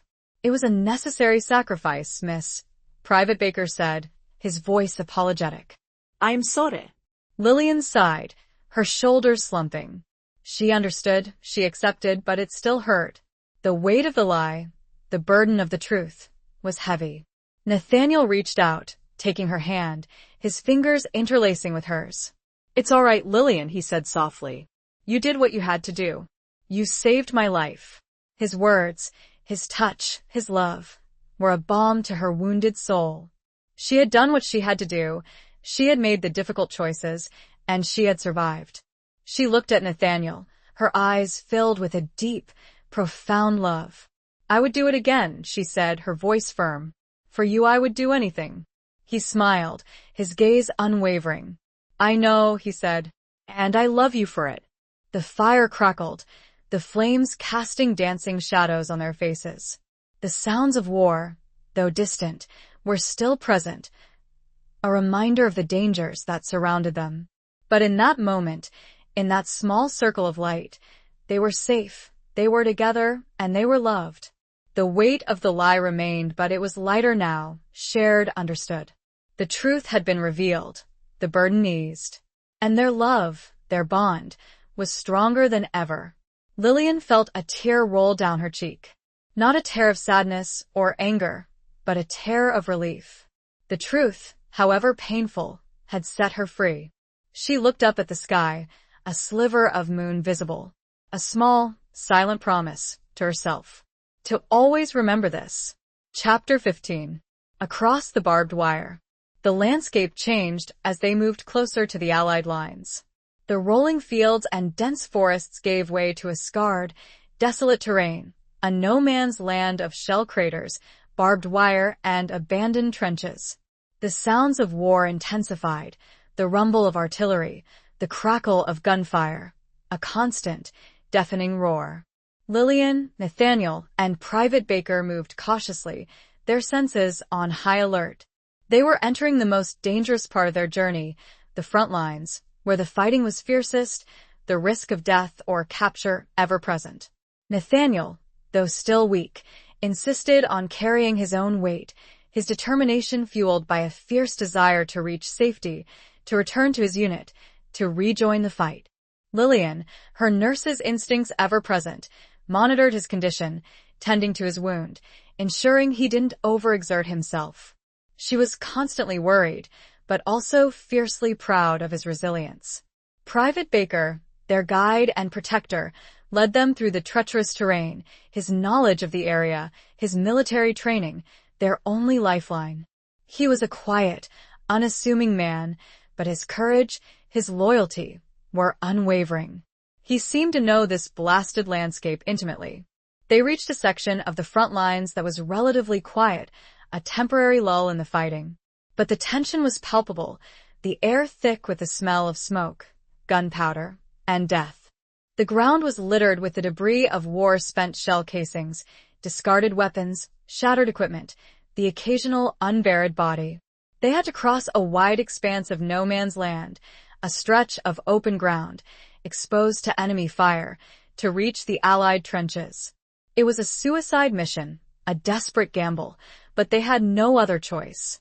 "We'll go at night," Private Baker said, his voice low, his gaze scanning the horizon. "Under cover of darkness. We'll crawl on our bellies. Stay low. And pray." Lillian and Nathaniel nodded, their hearts pounding, their fear a tangible presence. They had faced danger before, they had survived impossible odds, but this was different. This was a direct confrontation with death, a test of their courage, their luck, their will to live.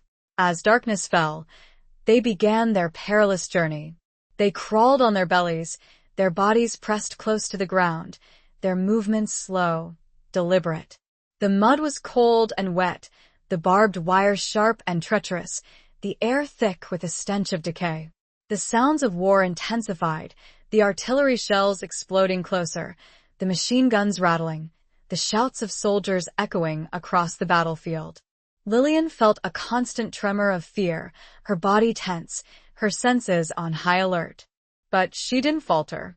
She focused on Nathaniel, on his safety, on their shared goal of reaching the Allied lines. They crawled for what seemed like an eternity, their bodies aching, their lungs burning, their clothes torn and muddy. They reached a section of barbed wire, a dense tangle of sharp, twisted metal, a seemingly insurmountable obstacle. Private Baker, his hands protected by thick gloves, began to cut the wire, his movements slow, careful, precise. The wire cutter snapped, the sound loud in the stillness of the night, a potential signal of their presence to the enemy. Suddenly, a flare illuminated the sky, casting a bright, eerie light across the battlefield. Lillian, Nathaniel, and Private Baker froze, their bodies pressed flat against the ground, their hearts pounding. They were exposed, vulnerable, easy targets for the enemy snipers. The flare died down, the darkness returning, but the danger remained. They had been spotted, their presence known.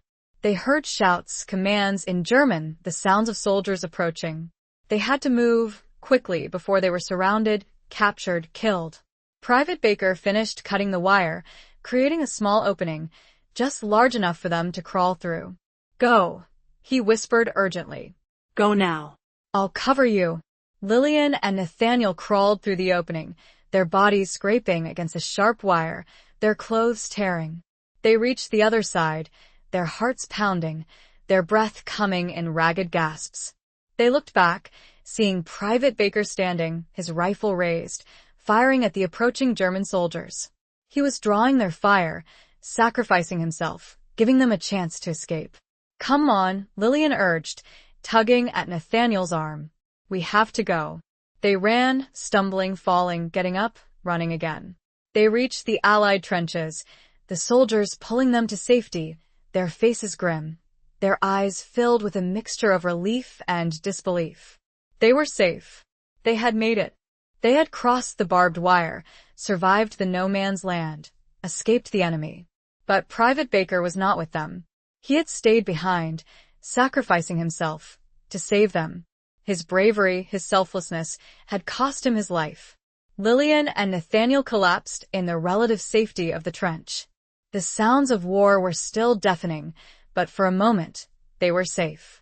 Exhausted, muddy, and bruised, they held each other, the unspoken loss of Private Baker a heavy weight. Lillian looked towards where they had come from. The darkness had swallowed everything. Chapter 16. Whispers in the Field Hospital. The Allied Field Hospital was a stark contrast to the German chateau. It was chaotic, overcrowded, and under-resourced, but it was also filled with a sense of camaraderie, of shared purpose, of hope. The air was thick with the smell of antiseptic, blood, and sweat, but it was also tinged with the scent of coffee, tobacco, and the faint aroma of home-baked bread, sent from loved ones far away. Lillian and Nathaniel were separated, taken to different wards, their wounds tended to, their stories heard. Nathaniel, recognized as a British officer, was immediately whisked away to a private room, where he received the best possible care.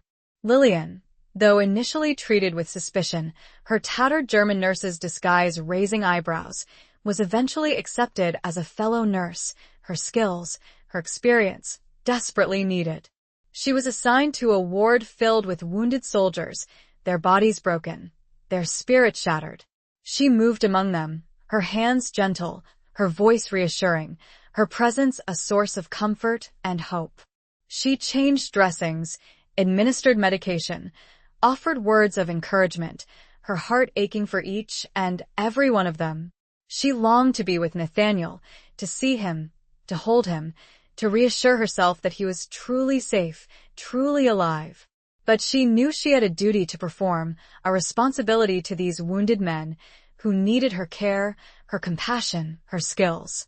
Finally, after a long, exhausting shift, she was granted permission to visit Nathaniel. She walked to his room, her heart pounding, her anticipation a mixture of joy and trepidation. She found him lying in bed, his eyes closed, his face pale but peaceful. He looked thinner, weaker than she remembered, but he was alive, and he was safe. She sat beside him, her hand gently touching his. He stirred, his eyes fluttering open. He looked at her, his gaze weak but filled with recognition, with love. "Lillian," he whispered, his voice hoarse. "Nathaniel," she replied, her voice trembling, tears streaming down her face. You're all right." He smiled weakly, his hand squeezing hers. "I'm getting there," he said. "Thanks to you." They spoke little, their words unnecessary. Their presence, their touch, their shared love was enough. They had survived, they had overcome impossible odds, and they were together, safe, at least for now.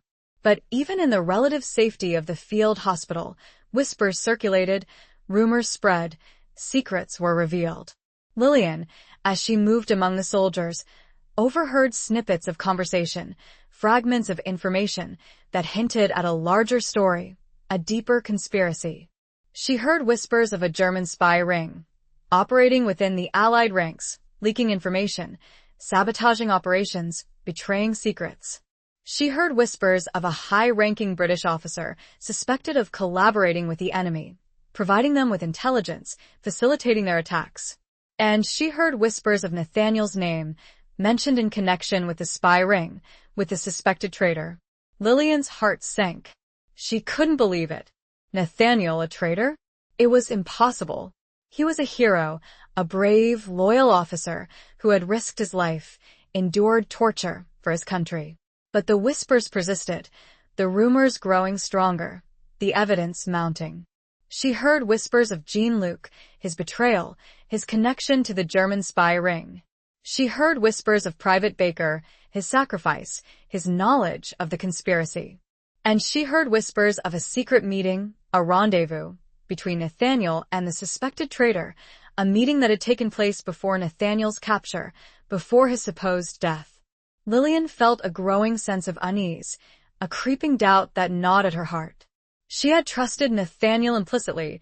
She had believed in his innocence, his loyalty, his love. But the evidence, the whispers, were becoming too compelling to ignore. She had to know the truth. She had to confront Nathaniel, to ask him the difficult questions, to demand answers. She waited until he was stronger, until he was able to sit up, to converse, to think clearly. Then, one evening, as they were sitting together in his room, the sounds of the hospital fading into the background, she spoke. "Nathaniel," she began, her voice hesitant, her heart pounding. I need to ask you something." He looked at her, his eyes filled with concern. "What is it, Lillian?" he asked gently. "What's wrong?" She took a deep breath, her resolve hardening. I've heard whispers," she said, her voice trembling. "Rumors about you. About a spy ring. About a traitor." His expression didn't change. He had expected this. He had known this moment would come. "I know," he said softly. "I heard them too." Lillian's eyes widened slightly. "You knew?" He nodded. "It's why I was sent undercover," he said. "To infiltrate the spy ring. To expose the traitor." Lillian's mind reeled. He was admitting it, he was confirming her suspicions, but he was also claiming to be innocent, to be working against the conspiracy, not with it. "But the meeting," she said, her voice barely a whisper. "The rendezvous with the suspected traitor. Before your capture." He sighed, his shoulders slumping slightly. "It was a trap, Lillian," he said. "Set by Jean-Luc. To frame me. To make me look like the traitor." Lillian felt a wave of relief wash over her, a wave of gratitude, of renewed hope. She had been right to trust him. She had been right to believe in his innocence. But the danger was not over. The traitor was still out there, the spy ring still operating, and Nathaniel was still a target. She looked at him, a new determination hardening her gaze. "We have to expose them," she said. "We have to tell someone." Nathaniel looked at her. "We will," he said, "but we have to be careful who we tell." Chapter 17. The Unsent Letter. The question of whom to trust weighed heavily on Lillian and Nathaniel. The whispers in the hospital had implicated high-ranking officers, individuals with power and influence. Accusing the wrong person could be disastrous, leading to their own downfall, perhaps even aiding the true traitor. They spent hours discussing the possibilities, analyzing the fragments of information Lillian had gathered, trying to piece together the puzzle of the conspiracy. Nathaniel, with his insider knowledge of British intelligence, provided context, background, and a chilling understanding of the stakes. "We need proof," Nathaniel said, his voice low, his brow furrowed in concentration. "Something concrete. Something undeniable. Otherwise, it's just our word against theirs." Lillian nodded, her mind racing. Proof. Evidence. Where could they find it? Jean-Luc was dead, Private Baker was dead, and the suspected traitor, whoever he was, would have covered his tracks meticulously. Suddenly, an idea struck her. Jean-Luc's letter. The letter Nathaniel had sent her, the letter that had led her to Amiens, to the Café Belle Époque.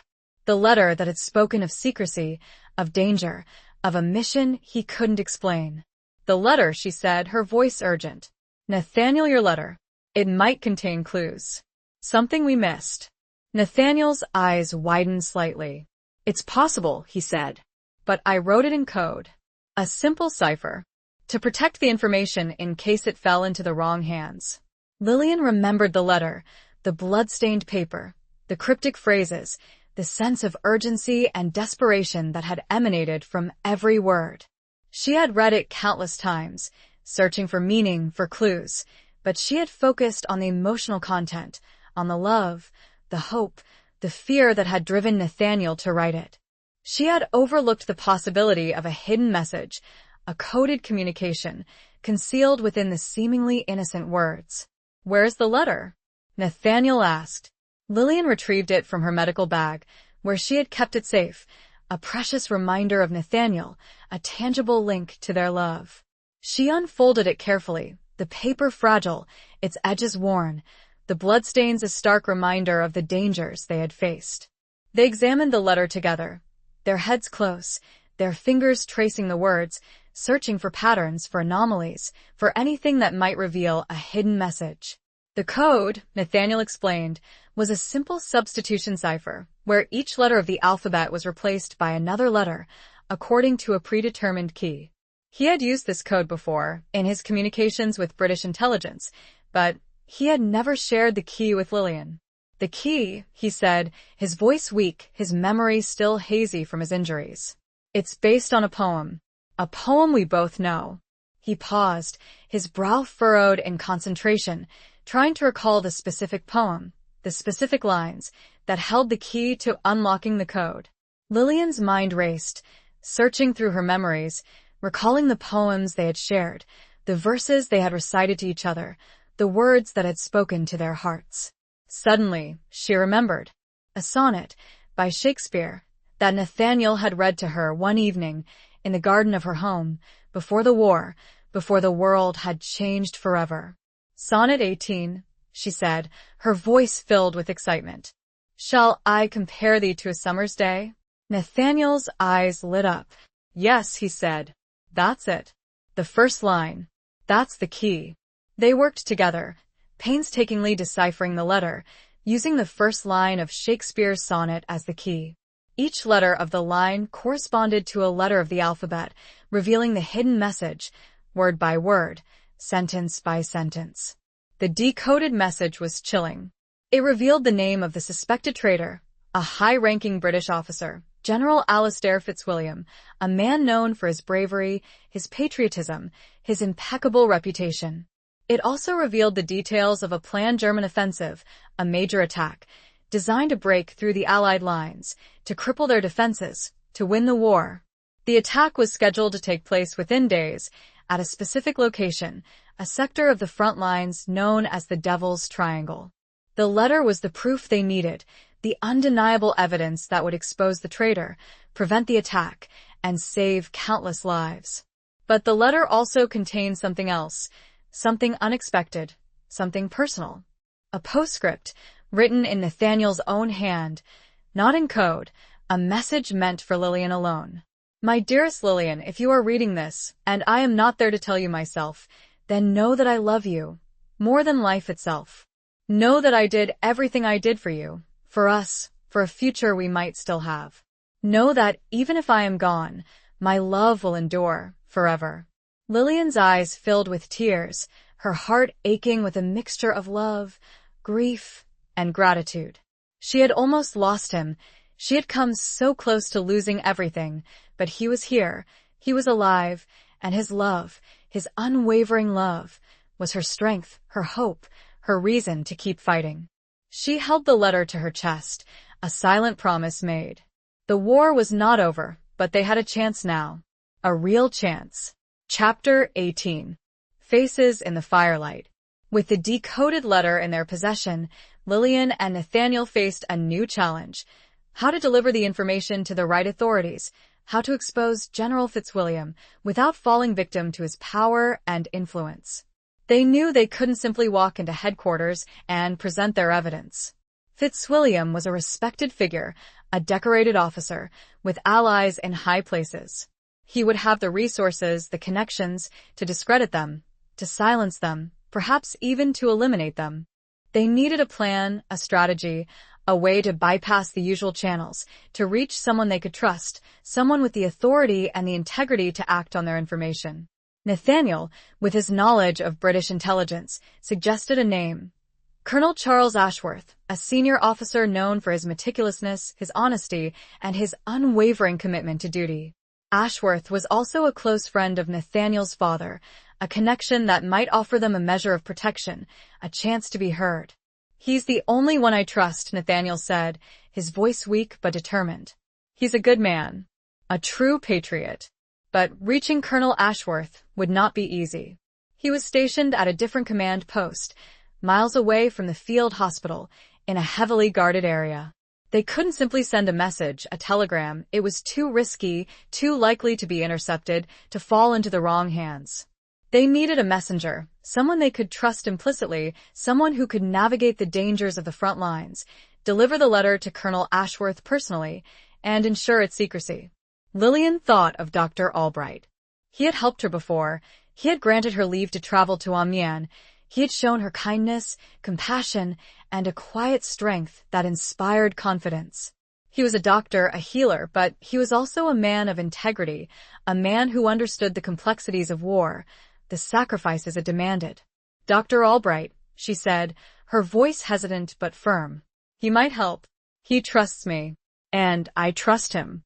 Nathaniel nodded, his eyes filled with a mixture of hope and apprehension. It's a risk, he said. But it's our best chance. They decided to send a message to Dr. Albright, a carefully worded note, requesting his presence at the field hospital, urgently, without revealing the true nature of their request. They entrusted the message to a young, wounded soldier, a runner, known for his speed and his reliability. The wait was agonizing. They knew that time was running out, that the German offensive was imminent, that every hour, every minute, was crucial. They paced, they prayed, They hoped, their anxiety a constant, gnawing presence. Finally, after what seemed like an eternity, Dr. Albright arrived. He looked tired, weary, his face etched with the lines of countless sleepless nights, but his eyes were alert, his expression determined. Lillian and Nathaniel met him in a small, private room, the same room where Nathaniel had recovered from his surgery. They closed the door, ensuring their privacy, their secrecy. Lillian explained the situation, her voice low, her words carefully chosen. She told him about the decoded letter, about General Fitzwilliam's treachery, about the planned German offensive. She showed him the letter, the evidence, the proof. Dr. Albright listened intently, his expression unchanging, his eyes fixed on Lillian's face. He was a doctor, a healer, not a soldier, not a spy, but he understood the gravity of the situation, the implications of their discovery. "This is serious," he said, his voice grave. "Very serious. Fitzwilliam is a powerful man. Accusing him of treason could have dire consequences." He paused, his gaze shifting to Nathaniel. "But I believe you," he said. "I trust you. Both of you." He took the letter, his fingers tracing the words, the bloodstains, the evidence of Nathaniel's sacrifice. "I will deliver this to Colonel Ashworth," he said, his voice firm, his resolve unwavering. "Personally, I will ensure its secrecy. I will do everything in my power to stop this attack." Lillian and Nathaniel felt a surge of relief, of gratitude. They had found an ally, a confidant, a man they could trust. Dr. Albright left the hospital, the letter concealed within his medical bag, his mission a secret, his destination unknown. Lillian and Nathaniel waited, their anxiety a constant companion, their hope a fragile flame in the darkness of war. They knew that the fate of countless lives, the outcome of the battle, perhaps even the future of the war, rested on Dr. Albright's success, on his ability to reach Colonel Ashworth, to expose the traitor, to prevent the attack. As the sun began to set, casting long, ominous shadows, they could only wait and pray for a good outcome.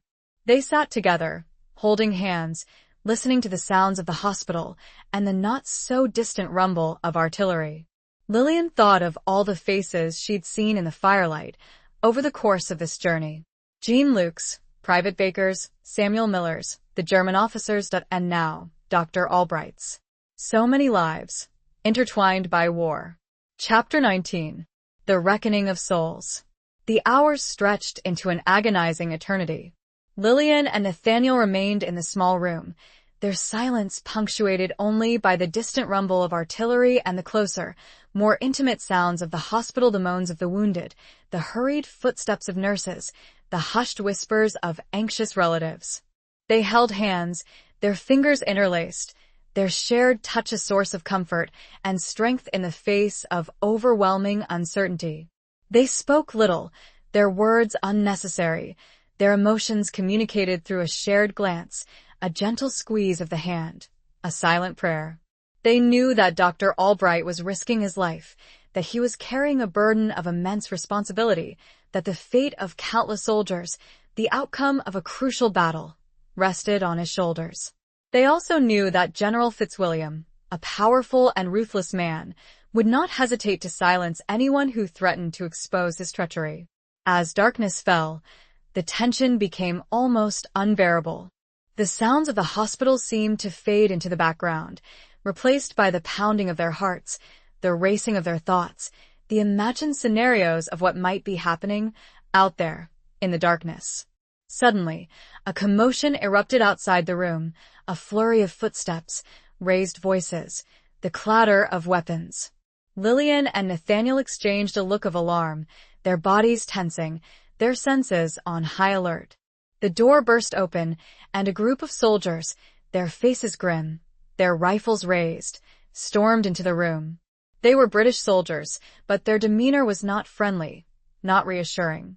They were led by a stern-faced officer, his eyes cold, his expression hostile. "Captain Nathaniel Blackwood," the officer said, his voice harsh, accusatory. "You are under arrest. For treason." Lillian's heart sank. She couldn't believe it. Fitzwilliam had struck first. He had used his influence, his power, to turn the tables, to accuse Nathaniel of the very crime he himself had committed. "This is a mistake," Lillian protested, her voice trembling, her eyes filled with a mixture of fear and outrage. "He's innocent. He's the one who exposed the traitor." The officer ignored her, his gaze fixed on Nathaniel. "You will come with us," he said. "You will be court-martialed. You will face justice." Nathaniel, his face pale but composed, stood up, his movements slow, deliberate. He looked at Lillian, his eyes filled with a mixture of sadness and resignation. "It's all right, Lillian," he said softly. "I expected this. Fitzwilliam is a powerful man. He has friends in high places." He turned to the officer, his voice firm, his gaze unwavering. "I am ready," he said. "I will face these charges. I will prove my innocence." The soldiers escorted Nathaniel out of the room, his hands bound, his head held high. Lillian watched him go, her heart breaking, her tears flowing freely. She wanted to follow him, to protest, to fight, but she knew it was useless. Fitzwilliam had the power, the authority, and she was just a nurse, a woman, with no influence, no voice. Suddenly, another figure entered the room, his footsteps quiet, his presence calming. It was Colonel Ashworth. He looked at Lillian, his eyes filled with a mixture of concern and determination. "I know what happened," he said, his voice low. "Dr. Albright reached me. He delivered the letter. He told me everything." Lillian's heart leaped with a flicker of hope. Colonel Ashworth, the man Nathaniel trusted, the man with the integrity and the authority to act, had arrived. "Fitzwilliam has been arrested," Colonel Ashworth continued. "He will be court-martialed. He will face justice." Lillian felt a wave of relief wash over her, a wave of gratitude, of renewed hope. The truth had prevailed, the traitor had been exposed, and Nathaniel would be exonerated. "But Nathaniel," she said, her voice trembling. "He's been arrested too. They think he's the traitor." Colonel Ashworth nodded, his expression grim. "I know," he said. "It's a temporary measure, a formality, to protect him from Fitzwilliam's allies." He paused, his gaze meeting Lillian's. "He will be released," he said. "He will be cleared. His name will be restored." He reached out, placing a hand on Lillian's shoulder, his touch surprisingly gentle. "You have nothing to fear, Miss Wright," he said. "You are safe. You are under my protection." Lillian looked at him, her eyes filled with gratitude. She had been through so much. She had faced so many dangers. She had endured so much pain, but she had survived, and she had helped to save countless lives. The reckoning of souls had begun. The traitor had been exposed, the innocent would be vindicated, and the war, the brutal, senseless war, would continue, but with a renewed sense of hope, a renewed commitment to justice. She looked at Colonel Ashworth, feeling a new sense of calm. The storm was not yet over, but the worst had passed. She nodded, a single tear rolling down her cheek, a tear of relief, but also of grief, for all that had been lost, for all that had been endured. Chapter 20. A Love Born of Ashes. The days that followed were filled with a tense, expectant calm. The German offensive, thwarted by the information contained in Nathaniel's decoded letter, had been repelled, the Allied lines holding firm. General Fitzwilliam's treachery had been exposed, his allies silenced, his reputation shattered. He awaited court-martial, his fate sealed. Nathaniel, released from custody, his name cleared, his honor restored, was hailed as a hero. He was weak, still recovering from his injuries, but his spirit was unbroken, his courage undiminished. He had faced death, betrayal, and the crushing weight of false accusations, and he had emerged victorious, his integrity intact. Lillian, her role in uncovering the conspiracy revealed, was also recognized for her bravery, her resourcefulness, her unwavering loyalty. She was no longer just a nurse, tending to the wounded. She was a heroine, a woman who had risked everything, who had defied the odds, who had helped to save countless lives. But amidst the accolades, the praise, the relief, there was also a profound sense of loss, a deep awareness of the sacrifices that had been made. Private Baker's selfless act, Jean-Luc's betrayal, The countless soldiers who had fallen on both sides of the conflict, their memories haunted Lillian and Nathaniel, a constant reminder of the brutal cost of war. They found solace in each other, their love a beacon of hope in the darkness, a testament to the enduring power of human connection amidst the devastation of war. They spent hours together, walking in the fields surrounding the hospital, talking, remembering, planning for a future they had almost lost. One evening, as the sun was setting, casting a warm, golden light across the landscape, they found themselves standing near a small, ruined church, its walls shattered, its roof collapsed, a silent witness to the ravages of war. They entered the church, their footsteps echoing in the stillness, the air filled with the scent of dust, damp earth, and the faint aroma of incense, a lingering memory of a time before the war. They sat together on a broken pew, their hands clasped, their shoulders touching, their silence filled with a shared understanding, a shared grief, a shared hope. Nathaniel looked at Lillian, his eyes filled with a deep, profound love. "We made it," he said, his voice soft, his gaze unwavering. "We survived. "We are together." Lillian nodded, her eyes filling with tears, tears of joy, of relief, of gratitude. "We did," she said, her voice trembling. "Against all odds." He reached out, gently wiping away her tears, his touch tender, loving. "We have a future now, Lillian," he said. "A future together. A future we can build. From the ashes." Lillian leaned her head against his shoulder, her heart overflowing with love, with hope, with a renewed sense of purpose. She had been through so much. She had seen so much suffering. She had lost so much. But she had also found something precious, something enduring, a love born of ashes, a love forged in the crucible of war. "I love you, Nathaniel," she said, her voice a whisper, her words a promise. "I will always love you." He kissed her then, a long, slow, tender kiss, a kiss that sealed their bond, their commitment, their future. It was a kiss that spoke of shared pain, shared loss, shared triumph. It was a kiss that promised a new beginning, a new life, built on the ruins of the old. The sun dipped below the horizon, the sky ablaze with color, a breathtaking spectacle of beauty and peace. The sounds of war, though distant, were still audible, a reminder of the challenges that lay ahead, the work that remained to be done. But in that moment, in that ruined church, surrounded by the ghosts of the past, Lillian and Nathaniel held each other close, their love a beacon of hope, a testament to the resilience of the human spirit, a promise of a future born of ashes, a future filled with love, with peace, with the enduring power of human connection. The light faded, but it did not matter. Their love illuminated everything. It was a new beginning, a fragile one, but real. They stood, hand in hand, and walked out of the ruined church. The war was still raging, but they were ready to face it. Together. Epilogue. The war ended, not with a triumphant victory, but with a weary, exhausted sigh. The guns fell silent. The trenches emptied. The soldiers returned home, scarred, broken, but alive. The world, forever changed, began the long, arduous process of healing, of rebuilding, of remembering.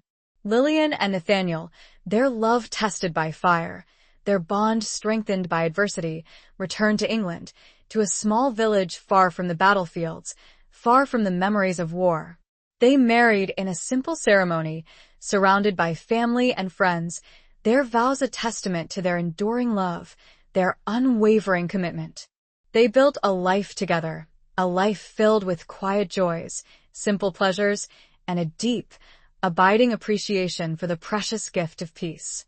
They raised a family, their children a symbol of hope, a promise of a future free from the horrors of war. Nathaniel, though haunted by the memories of the trenches, of the betrayal, of the sacrifices he had witnessed, found solace in Lillian's love, in her unwavering support, in her quiet strength. He became a teacher, sharing his knowledge, his wisdom, his experiences with a new generation, instilling in them a deep respect for peace, a profound understanding of the cost of war. Lillian, her nursing skills honed in the crucible of battle, continued to care for others, her hands gentle, her voice reassuring, her presence a source of comfort and healing. She became a pillar of the community, a symbol of resilience, of compassion, of the enduring power of the human spirit. They never forgot the friends they had lost, the sacrifices that had been made. They honored their memories, they spoke their names, they kept their stories alive. They visited the battlefields, the cemeteries, the memorials, paying their respects to the fallen, remembering the cost of freedom, the price of peace. Years passed, the seasons changed, the world moved on, but their love endured, a constant, unwavering force in their lives. They grew old together, their hair silvered, their faces lined, their bodies bearing the marks of time, but their love remained as strong, as vibrant, as passionate as it had been on that fateful day in the abandoned trench when Lillian had found Nathaniel's name, a whisper of hope in the whispers of no man's land. One evening, as they sat together by the fire, their grandchildren playing at their feet, Nathaniel took Lillian's hand, his fingers interlacing with hers, his touch as familiar, as comforting, as it had always been. He looked at her, his eyes filled with a deep, abiding love, a love that had survived war, betrayal, loss, and the relentless passage of time. "We did it, Lillian," he said, his voice soft, his gaze unwavering. "We built our future. From the ashes." Lillian smiled, her heart overflowing with love, with gratitude, with a profound sense of peace. She leaned her head against his shoulder, her body nestled close to his, their shared warmth a shield against the chill of the evening air. "We did," she whispered, her voice filled with a lifetime of love, of memories, of shared experiences. Together. The fire crackled, the flames casting dancing shadows on their faces, illuminating a love that had endured, a love that had triumphed, a love that had been born of ashes and had blossomed into a life of peace, of joy, of enduring connection. The room was filled with a comfortable silence. It was not an empty silence, but one filled with love, memories, and a quiet sense of fulfillment. It was a scene of peace, the culmination of a long, difficult journey. They had found their happy ending. And it was beautiful. The end.